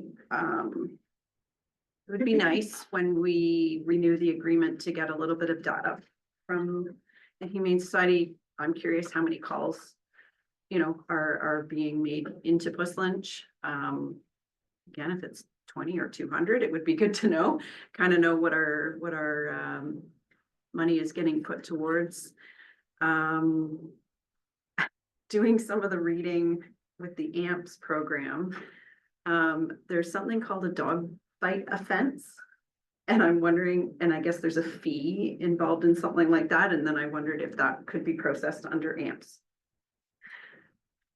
I didn't know there was a dog bite offense, but anyway, if we're looking at how to collect fees, maybe that's something we can look into adding to the list. I don't know how that works. So through Mr. Chair, just offhand with what we know, we explicitly didn't include a dangerous dog provision in our existing bylaw. Okay, Only because, the legislation requires you to establish an appeal committee for when, a dog is to be labeled dangerous. And hearing feedback from municipalities that have that, it can become a very emotional, contentious thing with, dog owners coming and appealing to that committee, and it can require a lot of resources to manage that. And so what the township has done is maintained, that we use the legislation under DOLA, so the dangerous dog legislation, and we would prosecute those types of offenses at provincial offenses court. okay. I can share, we don't receive very many of those, Yeah. but we can look into it to see if there is an opportunity through AMPS. Just bearing in mind that it might. Or choosing the introduce- right, Right, yes, method. Yeah. Okay. And then I just had some confusion. It said, I've written here, clarify the kennel enforcement. So at the beginning, it states that the Cambridge Humane Society helps enforce. But then later it says that, they should actually be contacting our local bylaw. So can they be called to come enforce kennel complaints when our bylaw person is not on duty? Or what's the relationship there? So through Mr. Chair, it likely is just not clear in the language, but what we use, the Cambridge Humane Society helps us with our kennel applications. They come out and do an inspection when we get renewals or new licenses. So they do come out and they do enforce part of the kennel bylaw through that inspection process. Okay. But they would not respond. That would be something they wouldn't respond to. It would be our staff. Okay, thanks for that clarification. No, I think all good. Anything else? Yeah, maybe just one comment, and I think I appreciate the staff's comments that they have a high degree of confidence in the Cambridge Humane Society. I could say self-divulging, I've had a dog picked up and it dropped off there, and $100 later, I got my dog back. I'm curious, when does staff look at alternative providers, so such as Humane Society? I'm not advocating you go through that. I'd like to get an understanding of, and I realize that Cambridge has had a long-standing relationship with the township, and I don't think that needs to change based on what I'm hearing. But can you, Courtney, maybe just speak to, like, when was the last time this went out for tender, for lack of a better way of saying it? Certainly. So through Mr. Chair, it's within the last 10 years, because it was, while I was with the township, we were with, Guelph Humane Society, and, the change to Cambridge was very much cost driven, cost for services. And so from what I understand about, Guelph's current, offerings, it's still much more expensive than what Cambridge offers. And that's fair. It was in my first term, and if memory serves me right, it was at least double. About 6,000-8,000. Was it that? Is high 20s, I thought, or Yeah. anyways, but it was a lot of money, and then I believe Glenn was working on it. It was even very difficult to find a service provider.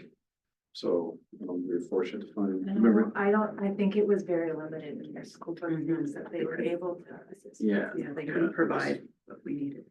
And that's fair. I appreciate the historical context, and obviously this is how it's gonna be within a geographical proximity that can be serviced too, so. That's helpful. I'm supportive. I think I was just looking for a bit of background, historical context. Through Mr. Chair, if I may, we also used to have a retained, not an employee, but an appointed person that did dog catching. And we had the dogs come to the office when they were collected to be picked up. So this is a better arrangement. My dog's quite nice. We love the truck ride. Okay, that's good. I'm good, thank you. I'm good with all. There's a question. Do we have any negative feedback from, use of parking or something? You, Mr. Chair, none that staff are aware of them. Quick to respond. Are we legislatively required to have these, this agreement in place? Through Mr. Chair, no, but it does make it feasible for us to enforce our animal control bylaw. Anyways, I'll get that. Okay. We have, sorry, I don't know what I'm gonna say. Yes, I have, move on. Okay, all in favor of that? Carrie? All right, 9.3.3 is Laura job. Look at that. Hello. Wowzers. Through you, Mr. Chair, the purpose of this report is to add a goal and objective to the Heritage Advisory Committee's work plan. To have a subcommittee work with the Historical Society, to have a booth at the Puzzle Community Showcase, and to create and order a poster to put in the foyer of the PCC. Great. You wanna read through it? So it's to receive the report and the council approve the addition of the Killian School Ball School Selection Monument Unveiling Goal and Objective to the work plan. And the council directs staff to redirect the $300 from the committee's professional development and office supplies budget to fund the permanent frame display to be located in the foyer of the PCC. Move for that, please, Councilor Hurst. Ms. Really? Okay, comments, questions? No, this is great. Just to give you one, can you just speak, Laura, to what the poster will be of? Yeah, through you, Mr. Chair, I think the subcommittee's idea is to have the poster have information for all 12 sections of the schoolhouses. So the Killeen School Bells for the 7th section of the schoolhouse, so the poster will kind of have pictures and little information on all 12 sections. Great. Great. All in favor? Carrie? Took you longer to walk here than it did the deal battery. That's always the goal. Okay, the correspondence, no, that's it, right? Or I should follow my paper copy because Yeah, it's there's close. one. There it is. Oh, yeah, down 10.1. I don't have it on the computer. Oh, there it is. It's supposed to be this. Who wants to speak to that? Anyone? Read the recommendation. Yeah, no problem. So the council received correspondence item 10.1 regarding the County of Wellington Council resolution regarding the official plan review, progress report number 12 for information. Hey, move for that, please. Councilor Hurst, Councilor Toya. I will speak a bit to it. I believe it's important, applicable. Courtney and I had a meeting with senior planning staff. Was it Monday? Monday to discuss rural growth, which is part of this coming. So the county planning staff were just wanting a little more clarification from the resolutions that have been coming from council. So we had, I don't know how long we got, an hour and a half, 2 hours. It was a good meeting and they took some feedback. They're gonna go back and look at things. It's around the Hamlet boundary expansions, rural severance date, which is a challenging discussion. What I will say that came out of that discussion is, they did an analysis of how many potential severances could occur in the township. And that's 204. But that's since March 1st. And was that removing the ones that had occurred? So there was 275, anyways, it was a lot. But the thing is, we're not seeing them come online, so that was a bit of a hurdle that we're working to get over because they see that there's 204 possibilities out there. But people have had 20 years to take advantage of that and they're not coming online. And then you have people that have severed that maybe want a second one that can't. So that's the balance of, well, you have willing landowners and are they more appropriate? Because I don't know the intricacies of each of their properties, but are the people that are not doing it prestigious farmland and it's not their desire and we have the secondary ag that's not as productive? I don't know those details.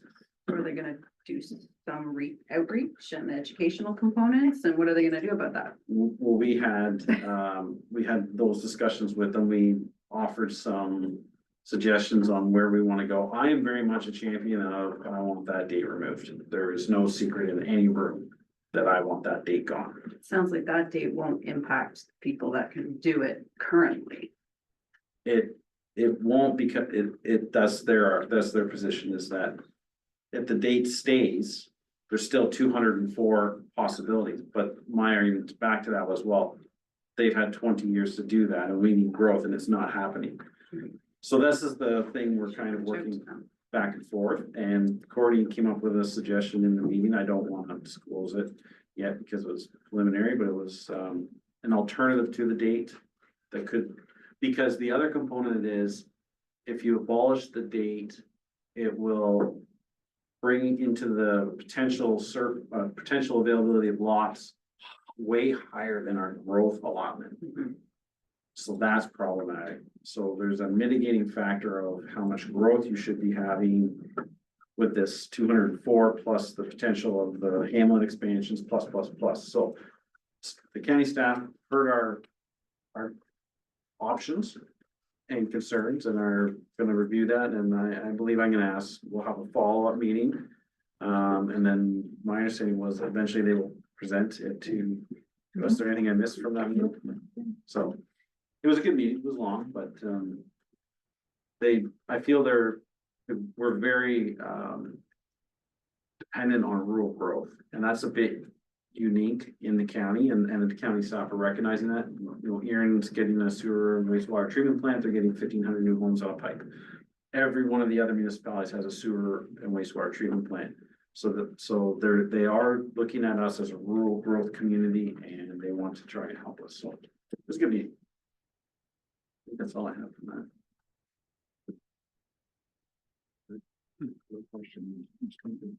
Good.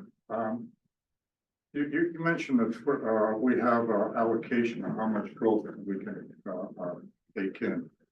Presumably, the county established that growth number for us, but do we have to abide by that growth number? So my understanding is it's not a ceiling, but it's still something they're working within, so the total units we need was 300 and something. So through Mr. Chair, I believe that the target was 600, but that has to be, you have to reduce it by the existing available lots, and so it does bring it down into the 350 range. And we do also have to account for some of the growth that we already have planned through applications that we have for units in our subdivision or in our hamlet areas. And so it's a pot for the township, as I understand it. It's so the entire township has this allocation. And it doesn't necessarily make a difference whether it's within a settlement boundary or outside of it. It's all sort of considered as rural residential. So who established the size of the plot then? Is it something to the official plan that is artificially created just to want to reallocate the growth across the entire county? My understanding is the provinces assign the growth numbers to the county. And then there's prescribed methods of assigning that growth, and it's an inverted triangle. Most growth goes to municipal services, well, that's be at the very bottom of the rural growth. So they had X amount of growth. They whittled it down to us having, what did you say, 600? Not holding her, 600. WDD subdivision, the Audrey Meadows comes off one in Arkle. You take that out of the equation, then you take the vacant, there's lots, vacant residential, rural residential lots already there. 73, 74 So you have to existing. take out our existing capacity that we already have planned, and then you're left with a number. So then you're left with 300 and change, and the potential for severances post 2005 is 204. Then you take the boundaries expansion, and we were way over. I'm simplifying it, but so Yeah, I don't know how this thought process is kind of incorporated into that 600 number or whatever it is, but as an example, when we're looking at our employment lands, we're looking for, we need a minimum of 30 acres, but as that consultant said, we actually would like to designate more, because if we just designate what we need, and there's not willing landowners in that right. area, then we're still short. So if what you're saying is correct, then in order for us to meet our growth, every potential single candidate would have to go through the process of getting a severance in order for us to meet it. So I look at it like we need to be able to accommodate more than what we need, because not every single one of those opportunities or potentials is going to proceed.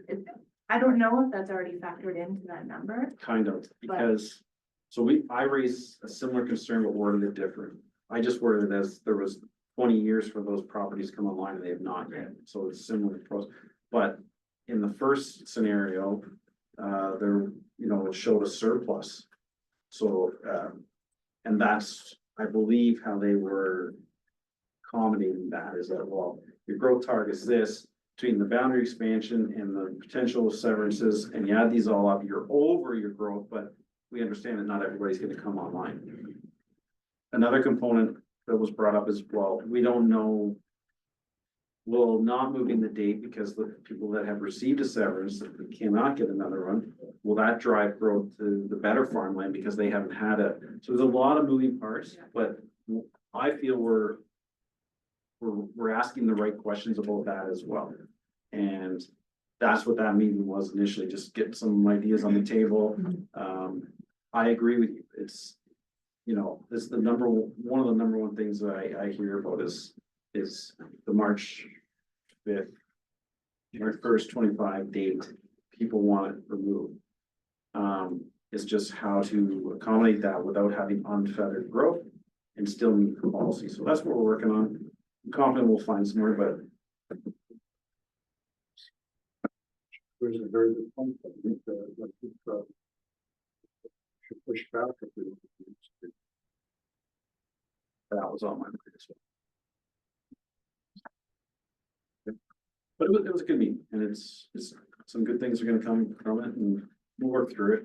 We're continue to meet with them to express our desires and welcome to council. All right, anything I missed or no? You're all right? Mr. Mayor, I wonder if we can talk about Audrey Meadows. Yeah. So Audrey Meadows, OPA came to planning committee. Was it the first Thursday of the month? And that's that expansion, as you're aware, and that was passed at the committee level. And will be dealt with or get final approval or tentatively with county council tomorrow. So I feel it's good news. It's something that this council has been working on for at least 6 years, maybe even sooner. I'm not sure. It predates my time. I'm excited for that. Thanks for the perseverance of the council, and the resolutions were quoted in the report from the county, and the county staff supported the expansion. I believe it's 21 houses. So again, it has to be approved by county as a whole tomorrow, but it did pass the committee level at the beginning of the month. That's new for Portland. It's great. And that would be to the north of the current development, if I'm correct. So it was a good read, the report, actually. It was a good read.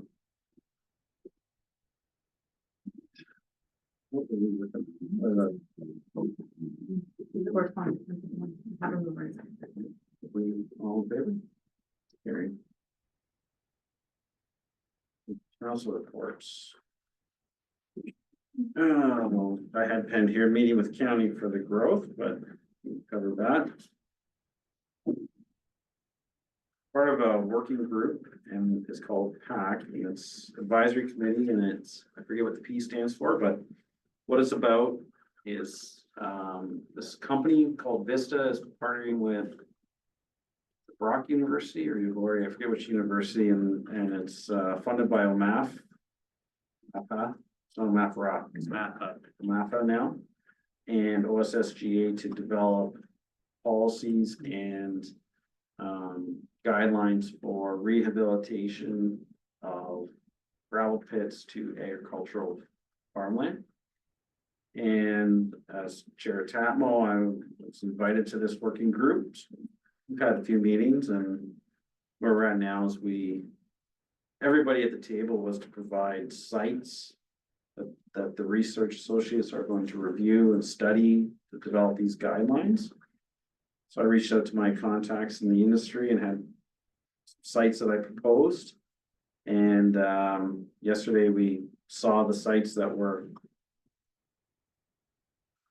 preliminarily approved and the site that I suggested was not. And I raised a fuss, as I always do. They chose the sites that the operator was a willing participant. And the site that I chose, and I'm being careful because the MNR on the call, as well as the researchers, very much so do not want to identify the geographical location, the name of the operator, and not so much as either to call a pit or a quarry or a sand or this or that, because to me, I don't agree with that. I think it's a way of hiding their infractions if there are some. So I won't use those terminologies, but the one that I had, from my understanding, it was extensive modifications to its original site plan, changes and maybe not compliant. And then they were excluded because the operator wasn't willing to participate. So my first comment was, well, you can receive those documents from the MNR, they're on the call. And if they won't provide them, you can FOI them. And they responded that they would prefer a willing host. And I said, well, if you're developing guidelines and policy, you do want some of these sites that maybe didn't follow or weren't done well, and you want ones that are done very well. Because if you're just gonna use the sites that the operators are willing to participate on, that they know they didn't maybe follow the rehab as well, then the policies are not gonna be developed well. So I hammered that message home in the meeting, and I feel they heard, oh, were you on that one that day or not? No. So I do what I do. I kept banging that drum. They heard it, and MNR agreed to provide, as far as I understand, agreed to provide the documents. They did pose a question to the group. Was it mandatory that it be a willing operator to provide the document? And I felt the consensus was no. But it's better because they felt that some of the reports may not be available around the soil. You would understand. It wasn't the soil quality, but the capacity or, you know, so if they do that testing outside of the requirements of their site plan, then they don't have to report it. And thus, if they're not a willing participant, they don't have to hand it over. So I thought they were putting a lot of weight on that one specific testing, but I said, well, at least go find out. Go look at the site plan and see what they're reporting.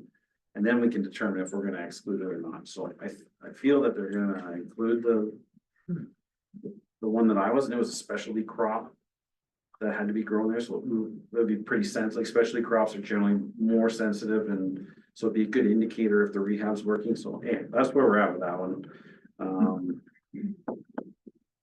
I think there's a new Minister of Natural Resources, Mike Harris, MPP. Junior, where's he get Dune or Waterloo, somewhere over that way. I'm gonna ask staff to reach out for a meeting to introduce ourselves to Mike, and then there's also a new Minister of Environment. Are they Conservation and Parks still, or what was their acronym? Doesn't matter. Ministry of MECP. Yeah, should reach out to that new minister as well. Maybe as a information session on the history in the township. I don't recall the name of that MECP minister. Correct. Yeah. I think that's all we have. So, yeah. Council, well, is it just be part of the resolution that we reach out to? Yes, I've included that, yeah. Okay. Any questions, any further questions or comments? Mine, no. Any? Okay, so okay, and we were secretary to receive those. We're gonna reach out to those two ministers. Schools, Mr. Bailey, all in favor. Gary, any council member reports?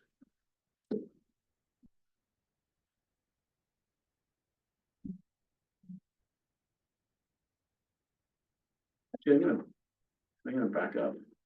Has any member of council, have you been hearing much about the automatic speed enforcement there's a article out in the Wilmington Advertiser, there's been a lot of tickets issued.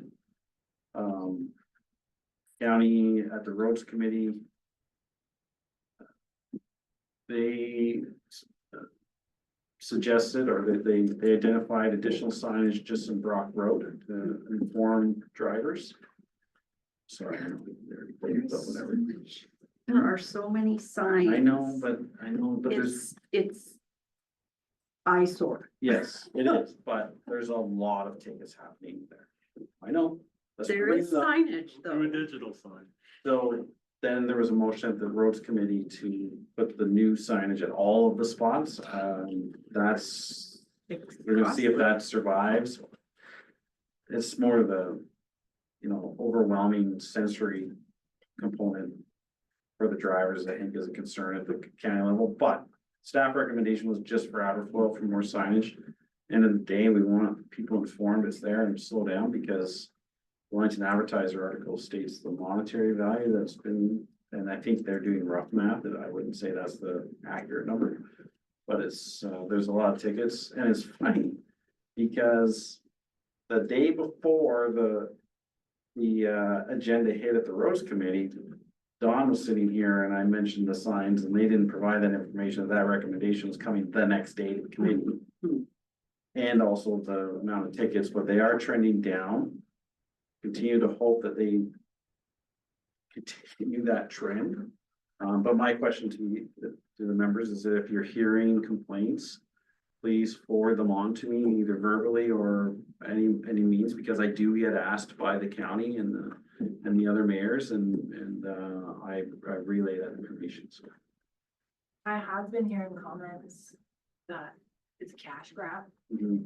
And I think it would be, if there was any way that we could get some messaging out there that the intent of the speed enforcement cameras is not, like, the objective is not to get money from it. The objective is to encourage people to slow down.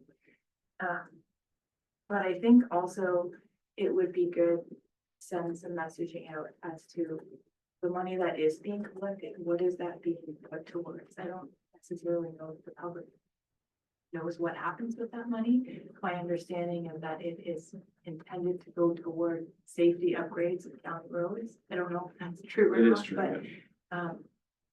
if there was a way to like get that message out, I think it would maybe help with the sentiment that maybe it's just being put in place to get cash. And those discussions have been happening because at a high level, they've allotted the money to road improvements, as you stated. And I know the warden is asking very specifically which projects, so it was a little bit of, we didn't want to put the cart before the horse. We need to see the financial implications. So now I believe that month, we've received some monies from it. And the warden very much so wants to say, which program, is this gonna be a crosswalk? Stay within the municipality. That's a very good, that's a very good point. That's the only We need to make sure we. realize that. answer. So, and then the education component, we're all up there when we're seeing these numbers saying we want to educate drivers. We don't want to be cash grab, but it's not going to operate and it's not going to some sort of, oh, let's get a special thing that we haven't been able to afford before. It's going to the infrastructure, whether it's safety improvements, but I think we could More cameras. request. I don't know how you want to address that. I'd like to bring up, that the monies that are, if they're, coming from our community, that they can fund. So through you, Mr. Chair, perhaps you can let me take that away. I know when I met with the member municipality CAOs a few weeks ago, that was a discussion around sort of ensuring that it stays in the community. So I do think maybe collectively we could put together some sort of messaging to the county and all sort of send that. So maybe if you let me take that away and then we can bring something back after those discussions. We definitely need a crosswalk in Brock where the two sidewalks end on opposite sides of the street. Right? So. But. So it's in the works, but I agree, but it wouldn't hurt to ask. Either officially and I'll be there tomorrow. plant those seeds, but yes. The more education on where the money's going and, what projects, and it should say the community, so. Maybe the new sign could say, slow down, we don't want your money.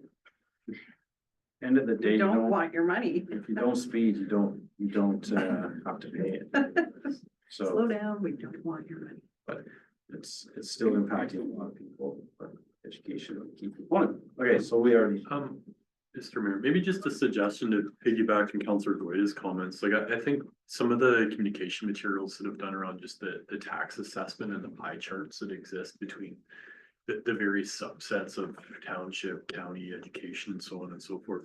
That might be an easy way to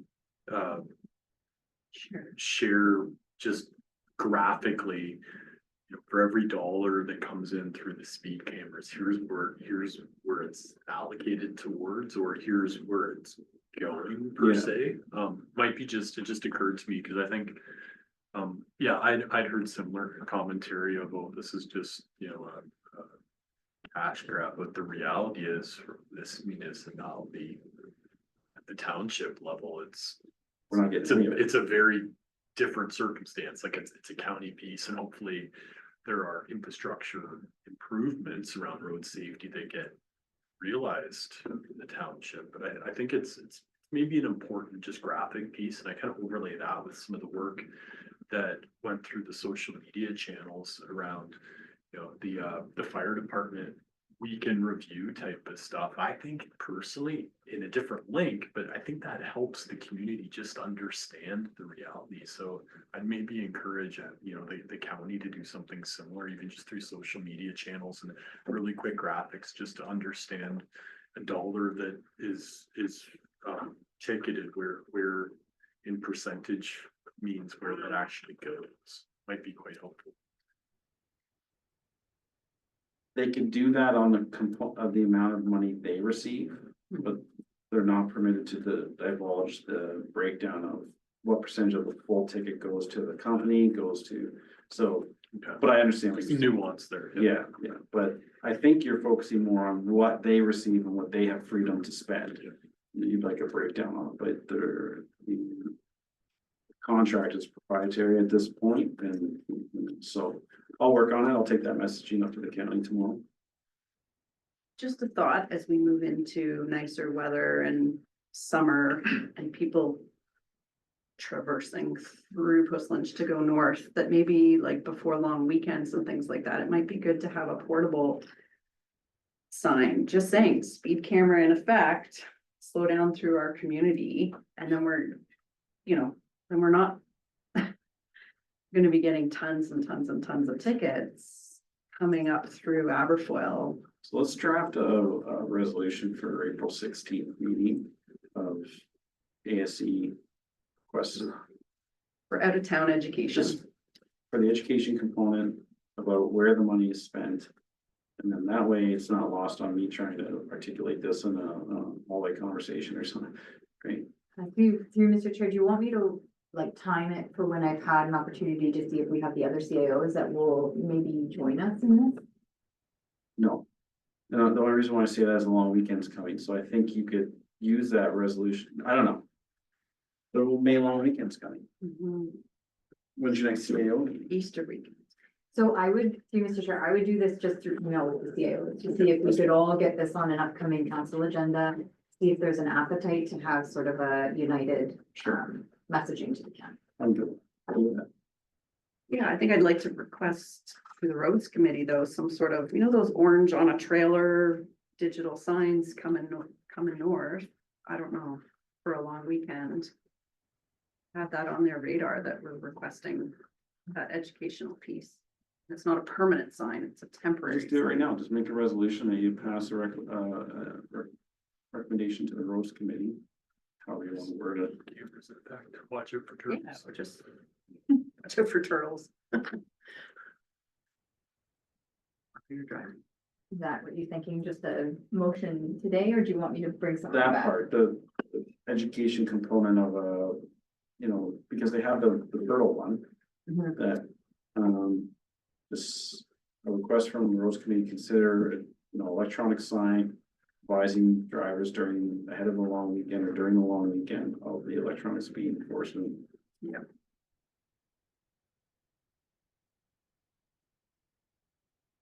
And then the rest of it you can work on the CAO stuff. Yep. And this is all Councillor Goyda's council update, right? It is, yeah. Okay, just Good a job. mover and seconder for that then. Councillor Goyda and Councillor Spillier. Yeah. Any further questions on Councillor Goyda's discussion? Great. Right, all in favor? It's carried. Bylaws. So the following bylaw was taken as read 3 times and finally passed in open council, bylaw 2025-041, being a bylaw authorized entering into an animal service agreement with Cambridge and District Humane Society for animal control services for the township of. Move, please, Councillor Hurst, Councillor Spillis, all in favor? It's carried. Any announcements? This one closed.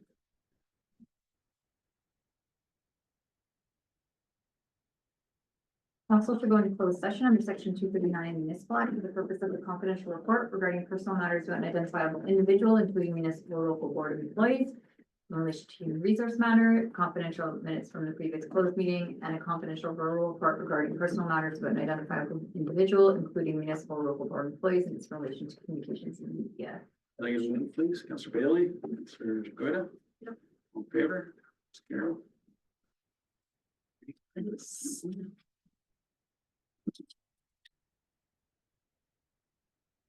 Come back. Ms. Whitefox, you have some recommendations coming out of closed. The council moves into open session at 1:11 PM. Mover, please, Councillor Bailey, Councillor Hurst, all in favor? Carried. And that council receives a confidential report regarding personal matters about identifiable individual, including municipal or local board employees. It's related to human resource matter, confidential minutes of the previous closed meeting, and the confidential verbal report regarding personal matters about identifiable individuals, including municipal or local board employees, and its relation to a communications and media relations matter. Your mover, please, Councillor Lewis, Councillor Goyda, all in favor? That's carried. Any business arising from the closed session? Any notice of motion today? No. Any new business? Okay, confirmatory bylaw, please, Ms. Whitefox. The following bylaw be taken as read 3 times and finally passed in open council. It's bylaw number 2025-042. Confirm the proceedings of council for the corporation of the township of Clifton to its meeting held on the 26th day of March 2025. Move, please, Councillor Hurst, Councillor Spillis, all in favor? And adjournment? Council hereby adjourns at 1:12 PM. Mover, please, Councillor Goyda, Councillor Bailey, all in favor? It's carried. Everyone.